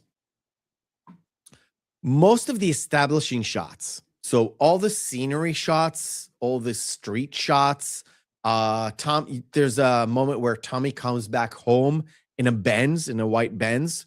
By the way, he owned that apartment building. Oh yeah. Still owns that apartment building. You see, he just likes to hide the address for some reason. Even before he got big, by the way. Needless to say, all these establishing shots were done. Mark shooting his rent bill. Landlord, take that. Like in last week's episode. Speaking of football, this whole scene has, I don't know what the fuck they were talking about. Absolutely we did skip over the Lisa, you're tearing me apart. Do you understand life? Oh no, that comes later. I thought it came right there. Way later. Oh, I thought it was right way later. When she actually says, I don't love you. She doesn't say she fucks Mark. She just says she doesn't love him. It's like, I love you, Lisa. What are you doing this to me? I don't love you. You're tearing me apart, Lisa. Yeah. Well, the one thing too is just the line. Remember last week, Champagne and Bullets, how our titular hero had that line, "Go to hell." Yeah. Oh, like, all right, whatever. This entire scene has the entire film has the same kind of through log, where when anybody has an issue, what is it? Don't worry about it. Yeah. It's don't worry about it. Literally is said in this film at least 25 times. Not only that, you're my best friend is said 7 times. Yeah. Oh, hi, add something is said 7 times. It's a recurring theme. Lisa has a few lines that keeps recurring. It's like, I don't care or something. There's so many things that are like just repeating lines. It's like, oh, fucking Tommy. Holy shit. So this exchange between Lisa and her mom, this particular one, is where she says she doesn't love Tommy anymore. But the same thing where she keeps saying like, but he's your financial stability. Like, where love doesn't mean anything. We mean that the two of them are 2 generations of just terrible fucking people. By the way, the word fiance is never used ever in this movie. Nope. Which is weird. We're getting married in a month. In a month. What? But this conversation you can see because they actually cut into Johnny at the top of the spiral staircase. Yeah. Because they could not see him there at all while listening to their exchange. And that kind of leads him to I see what you really say. Yeah. With the recording. But the one that before the Peter bit, I just wanted to bring up the one of the other bits that got Scott Holmes fired, then rehired. Because he got fired after doing the whole the blowjob faces bit. But he got rehired because they wanted him for the alleyway tossing the football scene, where again, it's just Mike going, "Hey, Tommy, I'm sorry I took advantage of you and your hospitality. I kind of fooled around at your place." He goes, "It's okay. It's life." What? All right, bud. I mean, you're a lot cooler than me, bud. Yeah. And then, of course, we have this where you kind of realize Peter's not only Johnny's therapist, he's also kind of Mark's therapist. He's kind of everybody's therapist. Unclear. But you know what they say, love is blind. Yeah. I mean, he talks to Mark on top of the... Well, they had that whole bit too where he was like, "What, Mark?" Tommy was like, why don't you introduce me to her? You think I would take her away from you? Yeah. Are you? No, this you chicken. Chip chip chip chip chip chip chip chip chip. Oh You're God. both weird. I so like the chip chip. That's why I didn't make it to the clips, by the way. There are many. There are 3 different situations where they do the cheap thing. Yeah. One in the party, one in... Oh, the thing about that exchange, it's Mark. That's why I wanted to talk about it. It's just Mark and Peter, because Peter just calls him out like, "You're fucking Lisa." I know yeah. it. Why are you doing this with Lisa? So Mark goes from like 0 to 1,000. Like, and I'm gonna murder you. Fucking Peter off the roof, and then quickly from 1,000 to like, I'm very calm and talking to you back again. It's like, whoa, whoa. And it's like also like, Peter, if you have any kind of well, first of all, you should be calling all of the authorities, because first of all, like he needs a 405 for fucking mental disorder right there. Because he first of all, who's like, I don't know, I feel about maybe seeing somebody else or killing myself. That's okay. That's a fucking wellness check call. Like you need to take care of him, and then he just tried to murder you. Yeah, we may or may not need 2 guys in white jackets bringing a straight jacket to your fucking face. Don't worry about it. You're gonna be okay, buddy. So he just admits it, and then then also then Peter's like, "Oh yeah, don't worry. She's a sociopath. She can't love anybody." Like, are you insane? What is going on? And then, of course, they don't mention any rehearsal dinner or anything. They're just all of them in tuxedos a month before the wedding. So I think it actually literally cuts to the wedding, and they just don't show the wedding, and they got married. No, I don't know. Nobody knows. This is where I was watching the movie, and I was like, I can't even follow where they're going. It's like, what? I watched this a long time ago. I never cared about the story. I just wanted to see the good bits. And I don't mean fucking Juliette's tits. They're not amazing.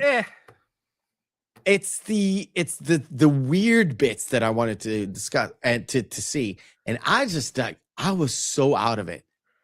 To watch it critically, at this point, I was like, I don't know where this story is going. You can't, because honestly, I think that they literally cut to the fact that it's his wedding, and that's why Mark shows up and he's clean shaven, like, oh, babyface, because babyface was actually what Tommy called Greg. Before he grew his beard out. They always called him Babyface. Maybe Mark actually pushed Peter off the roof. That's why it was not in the movie anymore. But then they're in this, like I said, in this coffee shop where Tommy Wiseau actually owns the fucking building. And the rooftop of that particular building is the scenery you see in the green screen rooftop, which is odd choice because it's the more costly choice, I guess. Can I say that if I ever do this to you, my friend, you have all full right to shoot you in the face? Well, to at least maybe not. Punch me as hard as you fucking can in the face. If we're having a conversation, if I just blurt out, so how's your sex life? Wait, are you gonna Tyler Durden me? You have to punch me in the face real hard. No. Punch me as hard as you can. I don't know if I could. By the way, you do realize that you've been doing this podcast by yourself the entire time, and it's all in your head, right? I don't want to think about it. Not to mention the fact that it's like with the second movie that we ever did, which you want to do again. I do. I want to do a review on that one. All right. Cinema Deathmatch is completely off the table today. Not because I haven't prepared it, because I haven't, but because I've got 20 minutes and I actually do want to finish on time. So bear with me, guys. You actually need to finish on time, or do you no. We can stretch it a little bit, but I don't want to go till I don't want to go an extra half an hour. Okay. All right. Trust me. So they have that conversation in the coffee shop where I actually had there. It's like, come on, you want a cheesecake, do you? It's like, no, we don't. We don't want a cheesecake. Okay. And then it's like Johnny leaves. It's like no, because they were talking about, well, he starts asking about this new client that he got, and like, oh no, I have to go now. Yeah, it's like mid-sentence he has to go, and of course, because Tommy went or Johnny went, like, fuck it. You know what? I'm gonna fuck Lisa. I'm just gonna fully embrace it. So like, well, how's my sex life? I'll tell you in about 45 minutes. Oh my God. So anyway, the dichotomy of switching over between that and this. It's like we just saw them in a coffee shop where Johnny just got up and left him.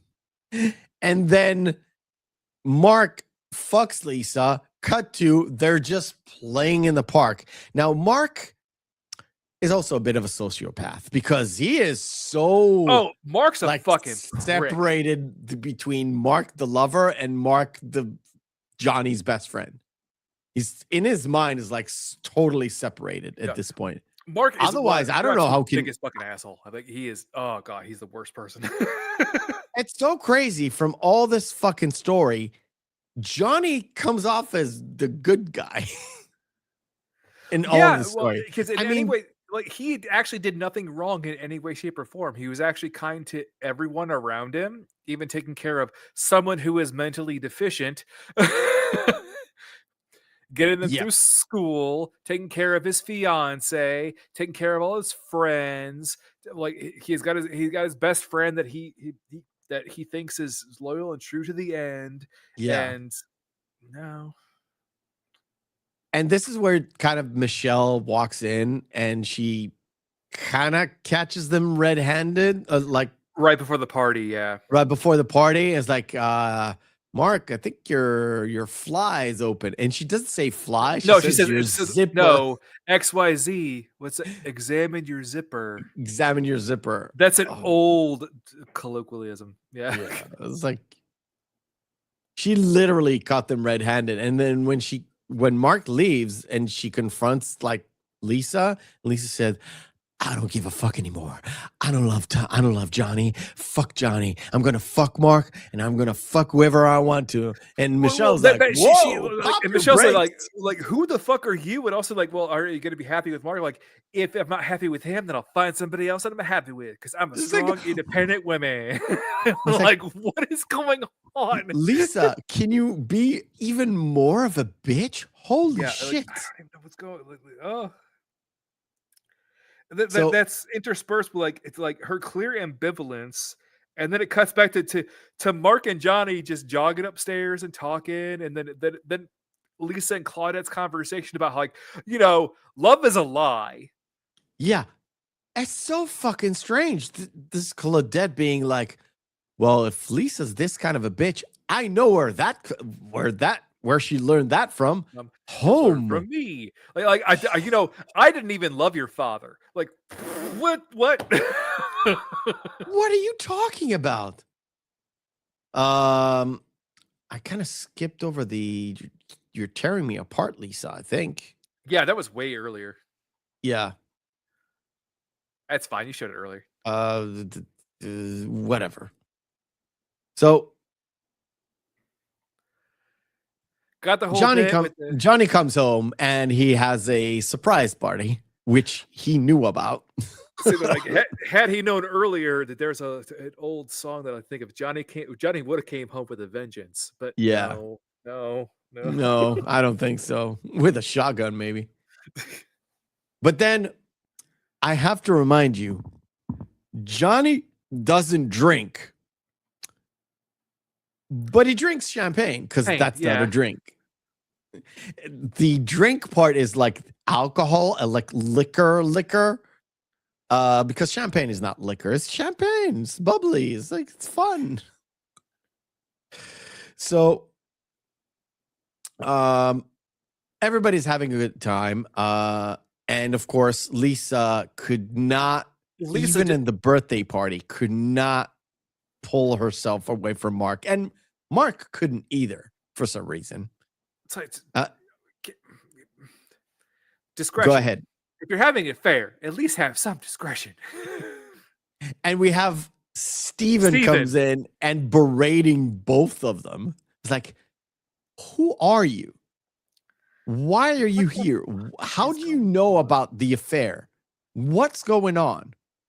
Also, it was supposed to be Peter, because that makes so much more sense. Because Peter had walked in, like, okay, well now he knows. Like, I told you to stop doing this, guys. Yeah. Well, and Mark has the best line. Sure. Do you know what it is? I know. Keep your stupid comments in your pocket. Yeah. Oh my God. I love this movie. I hate this movie. Keep your comments in your pocket. And then, of course, it all comes to a head where they're arguing.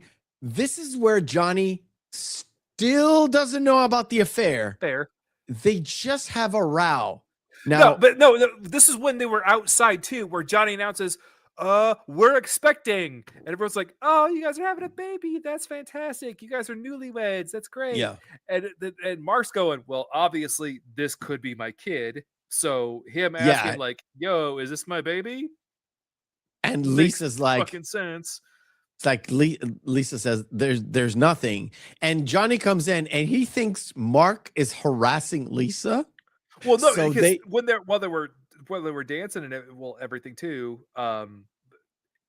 basically like Mark gets a little bit aggressive with her and she slaps him hard. Okay, and then they start doing the little fight thing. And like, never mind. Okay. And then they start dancing together again. Let me stop you there. According to Greg Sestero, Tommy is freakishly strong. Also, Mark, or not Mark, Greg actually sustained bruising doing that fight scene because, again, Tommy Wiseau is actually physically very strong. I didn't want to know that piece of information, but I do. He's got that Nick Cage crazy strength where you don't even like. I have no idea, but apparently he actually bruised Greg Sestero by accident, of course. But it's like he said, I never felt anything stronger than Tommy. It's like, we've seen Tommy naked. There's no way. Apparently, totally way. Totally. Whey protein. Oh my God. Okay. The bathroom scene. The bathroom scene. It's very important. Like, it's behind the scenes important. Okay. Tommy's behind the door. Okay, before you get there, okay, just have to go over the fact again where during that entire bit, Lisa orchestrates the fact of people going inside and outside or to spend time with Mark. And also like that whole bit with Steven and Michelle where she just like, oh yeah, there's no baby. I just totally fucking lied about it. Yeah. Because I thought it would be interesting. You monster. She is an absolute fucking monster. Absolute monster. And there is the whole bit where they have that fight in front of each other. Yeah. And Mark says, what planet are you on? Yeah. I out loud, and Audrey in the background goes like, I don't know either. I'm like, I don't know, Mark. Nobody does. Audrey goes like, I don't know either. It's so out of what they have 2 fight scenes, 2 of them. So they have a fight scene, they break it up, and they find another reason to have another fight scene. I couldn't actually follow. They found a reason to fight again because they were literally about to fucking make out on the dance floor in front of everybody, where it's like you're making your affair blatant in front of everyone, and then also he has the cheap, and then Tommy's like, I'm fed up with this world, and then he goes upstairs to the bathroom. So Tommy's behind that door. He's complaining, and he's like, Lisa, you bitch. Remember I told you the cameramen were laughing? Yeah. Everybody on set were laughing to the point where Tommy, you see that white door?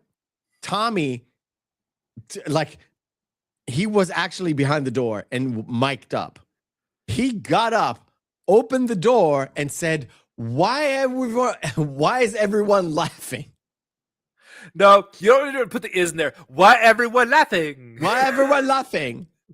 Because they were uncontrollably laughing about him saying bitch. This is like, who do you call a bitch? You and your mother.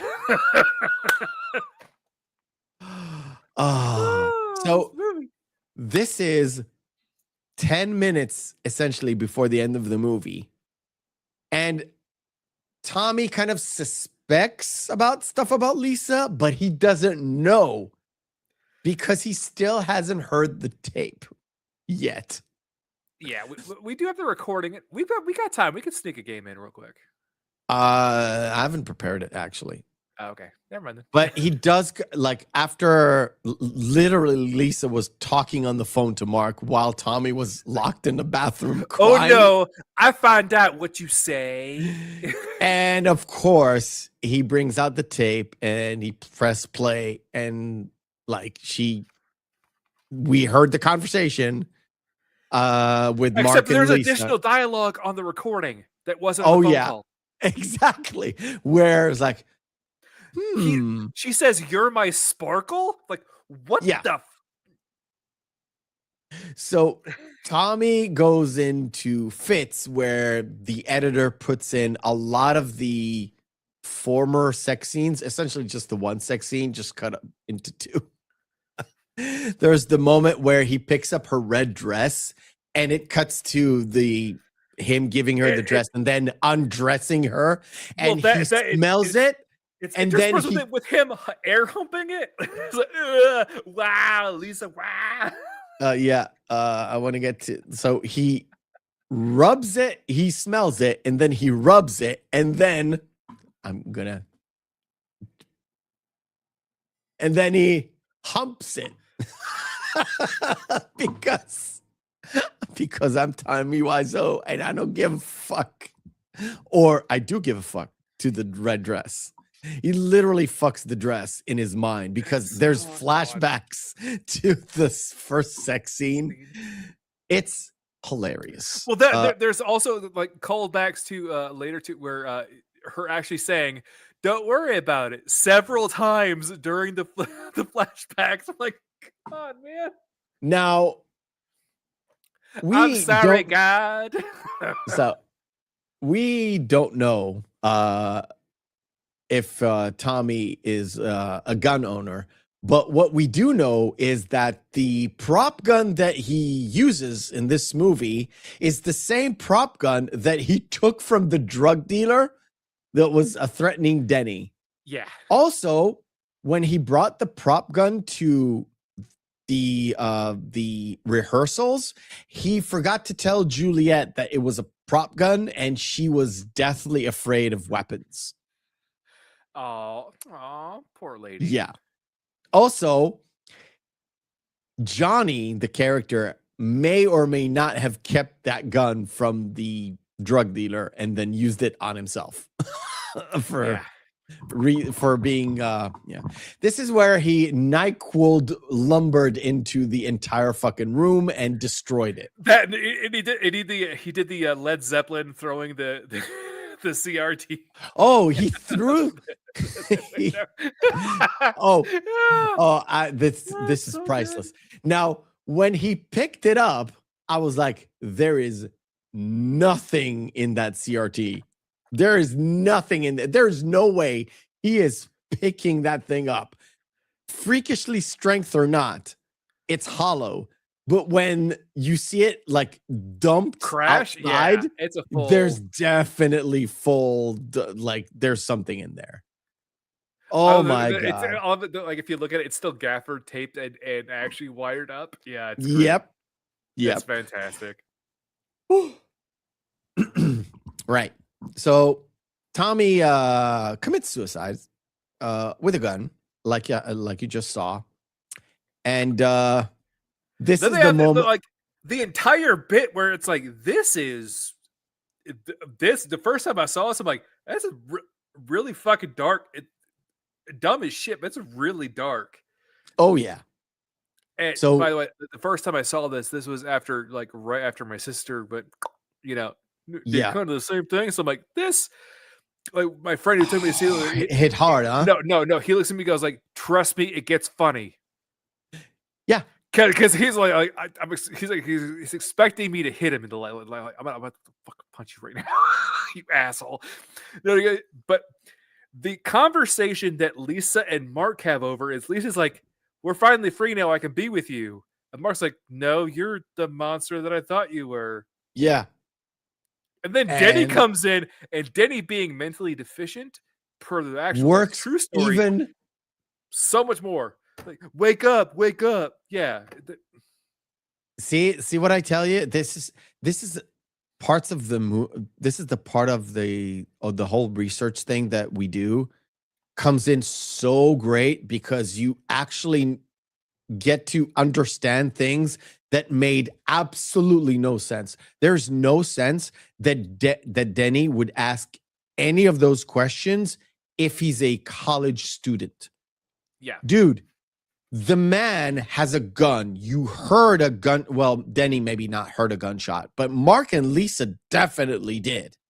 Or at least Lisa definitely did. But like how would... Well, that's the thing too, is I didn't know how that she heard the gunshot because they left and... Let's say they haven't heard the gunshot. There's a gun there.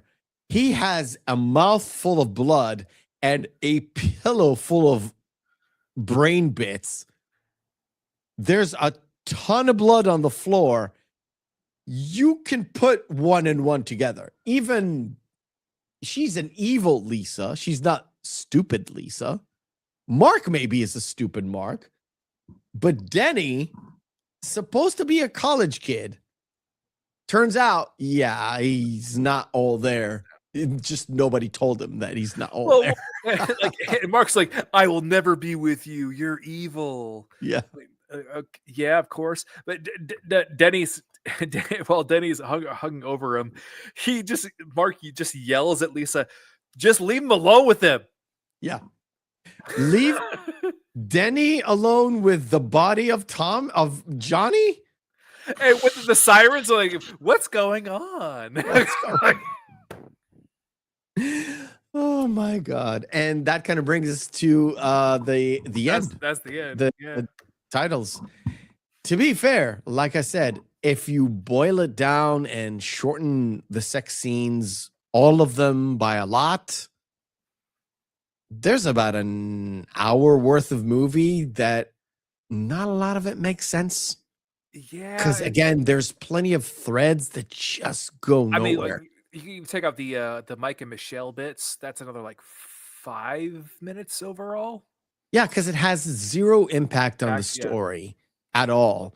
Mark's conversation on the rooftop again there's nothing there.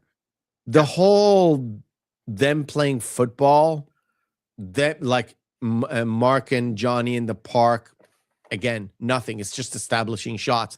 They shot that after everybody left too.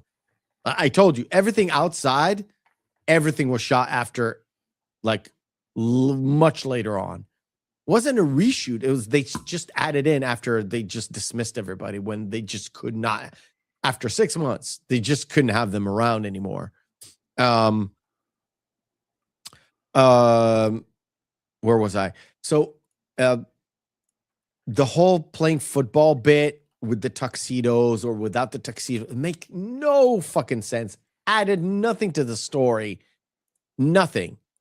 You could have cut that and even make whatever sense that is. All the mother bits, again, she just happened to mention, oh, by the way, I'm definitely having breast cancer. Where does that lead? Absolutely nowhere, because that's what it is. And everything that has to do with this movie, the main story thread is Johnny wants to marry Lisa. Lisa is she is bored. So she fucks about with Mark because essentially he's the closest thing to her.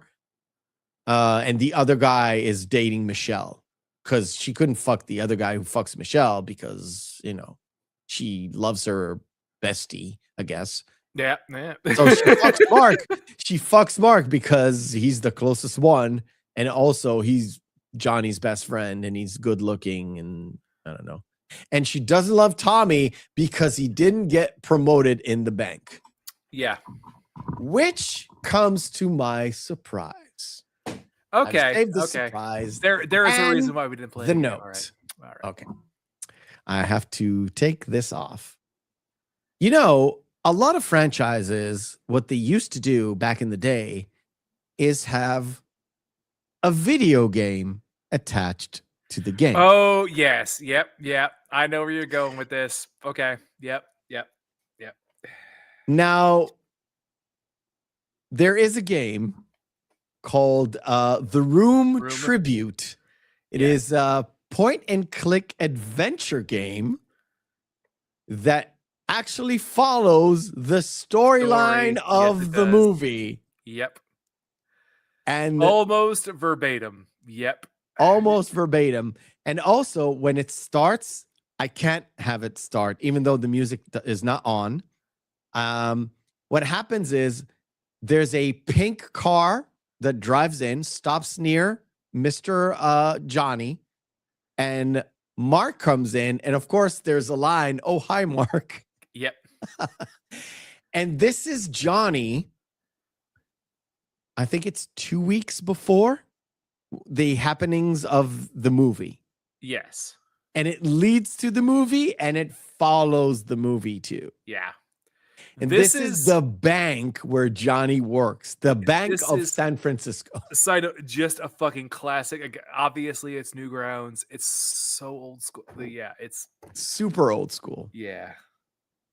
Now, Claudette is involved in everybody's involved from this. Yep. And it just starts 2 weeks prior to the happenings of the movie, which I'm guessing fills in a few blanks, but I didn't care to actually play the game. I just thought it was funny. It really does it, but it's also just it's really funny. And both me and All My Feelings we're big gamers and we kind of connected through gaming. So I thought it was just a cherry on top of this fucking podcast because it's very apropos. fuck yes. Yeah. I thought it was great. I'm happy that you actually know about this thing. Mm-hmm. It would have been really good if you didn't. I played it years ago. Yeah. You did? Yeah. Wow. I just started messing around with it. I thought this is just. It is also like it's very, very short. Yeah. Play it sometime just for fun. Because it's a laugh. I have it bookmarked. It is a laugh. I have it bookmarked. Now there's an additional thing. When The Room came out, it actually had IMDb. They saved the original review. Do you know? Give a number to the original review. What did they score the movie as? Was it Variety? No. It was a. Do you know IMDb was open back then to every comment, right? Oh, that's right. So like maybe 1 star. It got a 10 out of 10 from Tommy Wiseau. Yeah. I'm going to read it. It says, great movie, new ideas, black comedy. This is very good film. Oh, hi. This Tommy. is very good film. I like everything about it. Acting, directing, script, and design. Tommy Wiseau delivers the role of his life. I was never bored at all watching it. Liar. It makes you think. The directing is extraordinary, and the ending to the film is surprising and scary. I give it a 10 out of 10, highly recommended. The name is TPW. Tommy Pierre Wiseau.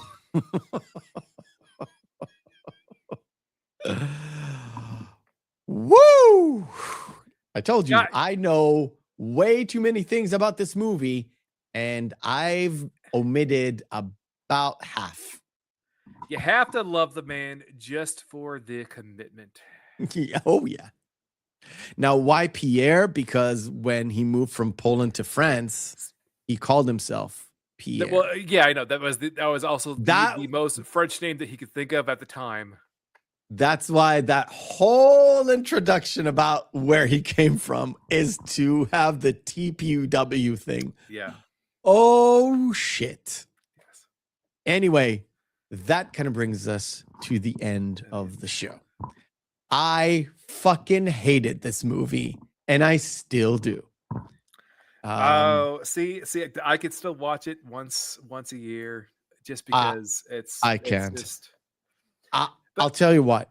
You and I have different kind of sensibilities when it comes to these movies, though, because we've talked about this before, where like even broaching the subject about this, like you fought for this movie to be on the list. Oh yeah, because I'm like, it's fitting.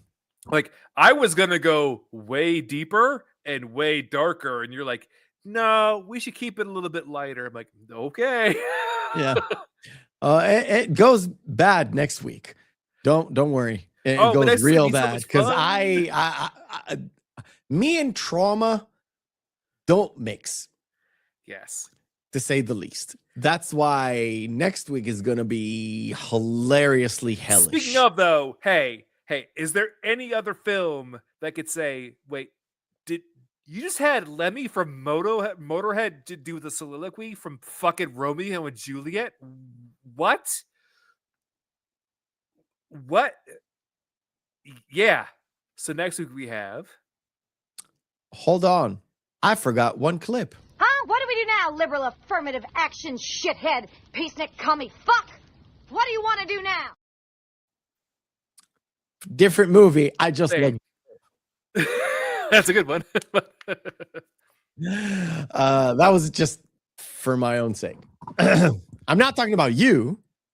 I just love the clip. No. I was just kidding. I loaded it up and I totally forgot it was there. Just love the clip. But, just for fun, we'll do it again last time before we end the show. Okay. Did not hit her. It's not true. It's bullshit. I did not hit her. I did not. Oh, hi, Mark. It's just a classic. It's a classic for a reason now. And Yeah, it's a classic. And I was gonna say, I would love to go into a midnight watch of this. And have the spoon thing, because I thought it was fucking hilarious. There are other things. Like I said, I have omitted a lot of things that happened during the midnight showing. One of them is literally people getting drunk, counting how many times Lisa says certain lines, how many times "oh hi" comes up. What you mentioned about stuff that is repeating. Don't worry about it is like it's don't worry about it. Take a shot. Don't worry about it again. Take another shot. Yeah. It's a lot of fun. It's again, like I told you, it's like going to a Rocky Horror Picture Show screening or a screening of a Little Shop of Horrors, or going to see like the Miami Connection, or Hard Ticket to Hawaii, stuff like that. Where you're like, these movies are, well, except for Little Shop of Horrors, they're kind of bad, but they're cult classics for a reason. Like, you dress up for them, you want to be out there and have fun with people. That everyone's is in on the joke. That's the best part about it. Yeah, and the thing about it is, Tommy did not embrace the joke for a very long time, but he did embrace the people who are coming to the movie, because they actually had a full-on AMA, and everybody asked all the questions that I said that he was like mysterious. Is like, they asked him a question and he's like, next question, move over. It's like next question, move on. Because he didn't want to answer any of like personal anything about his life. Yeah. Anything personal. He's like, move on. Next question. He had people like, Tommy, would you fuck my wife? I was like, sure, no problem. Like, the one thing when they had that race, that was one aside when they were talking about the race between when it was Johnny, Peter, and Mark in the room together. They talked about that race. Like, oh yeah, remember that one lady in the bride's gown, and the blonde with the big tits with the sign saying "Marry me"? It's like, I almost took her up on that. Yeah. The fuck? Okay. You know, I was saying, like, what, for a green card, Tommy? Exactly. Next question, move over. So anyway, next week, ladies and gentlemen, we will be discussing Romeo and Juliet by Trauma Films. I think it's free on Tubi, and I think it's free on YouTube. Tubi, it's free on YouTube. It's free on several different other on Roku as well. But the most important thing about it is the narrator is Lemmy from Motorhead. We'll get to that next. It's awesome. And this is the very, very like dirty late 70s, early 80s New York. Like, it is grimy. Can't say I look forward to that, but I do look forward to that. Anyway, it's going to be my first time watching that movie. I want to say also, like, this is our first foray into trauma since Father's Day, which also was on your birthday. Yeah. 2 years ago, I want to say. 2 or 3 years ago? I think it was 2 Whatever years it was, it was awful. That was awesome. Shut up. Fuck you, Lloyd Kaufman. Fuck you. You and the horse and the slow moving taxi you rode on. Yeah, and of course, who is Lloyd Kaufman in Father's Day? Of course, he's God. Of course, he's God. Yeah, of course. Anyway, go watch Romeo and Juliet, and and we'll see you next week. Because remember, guys, hope is a good thing, maybe even the best of things, and no good thing ever dies.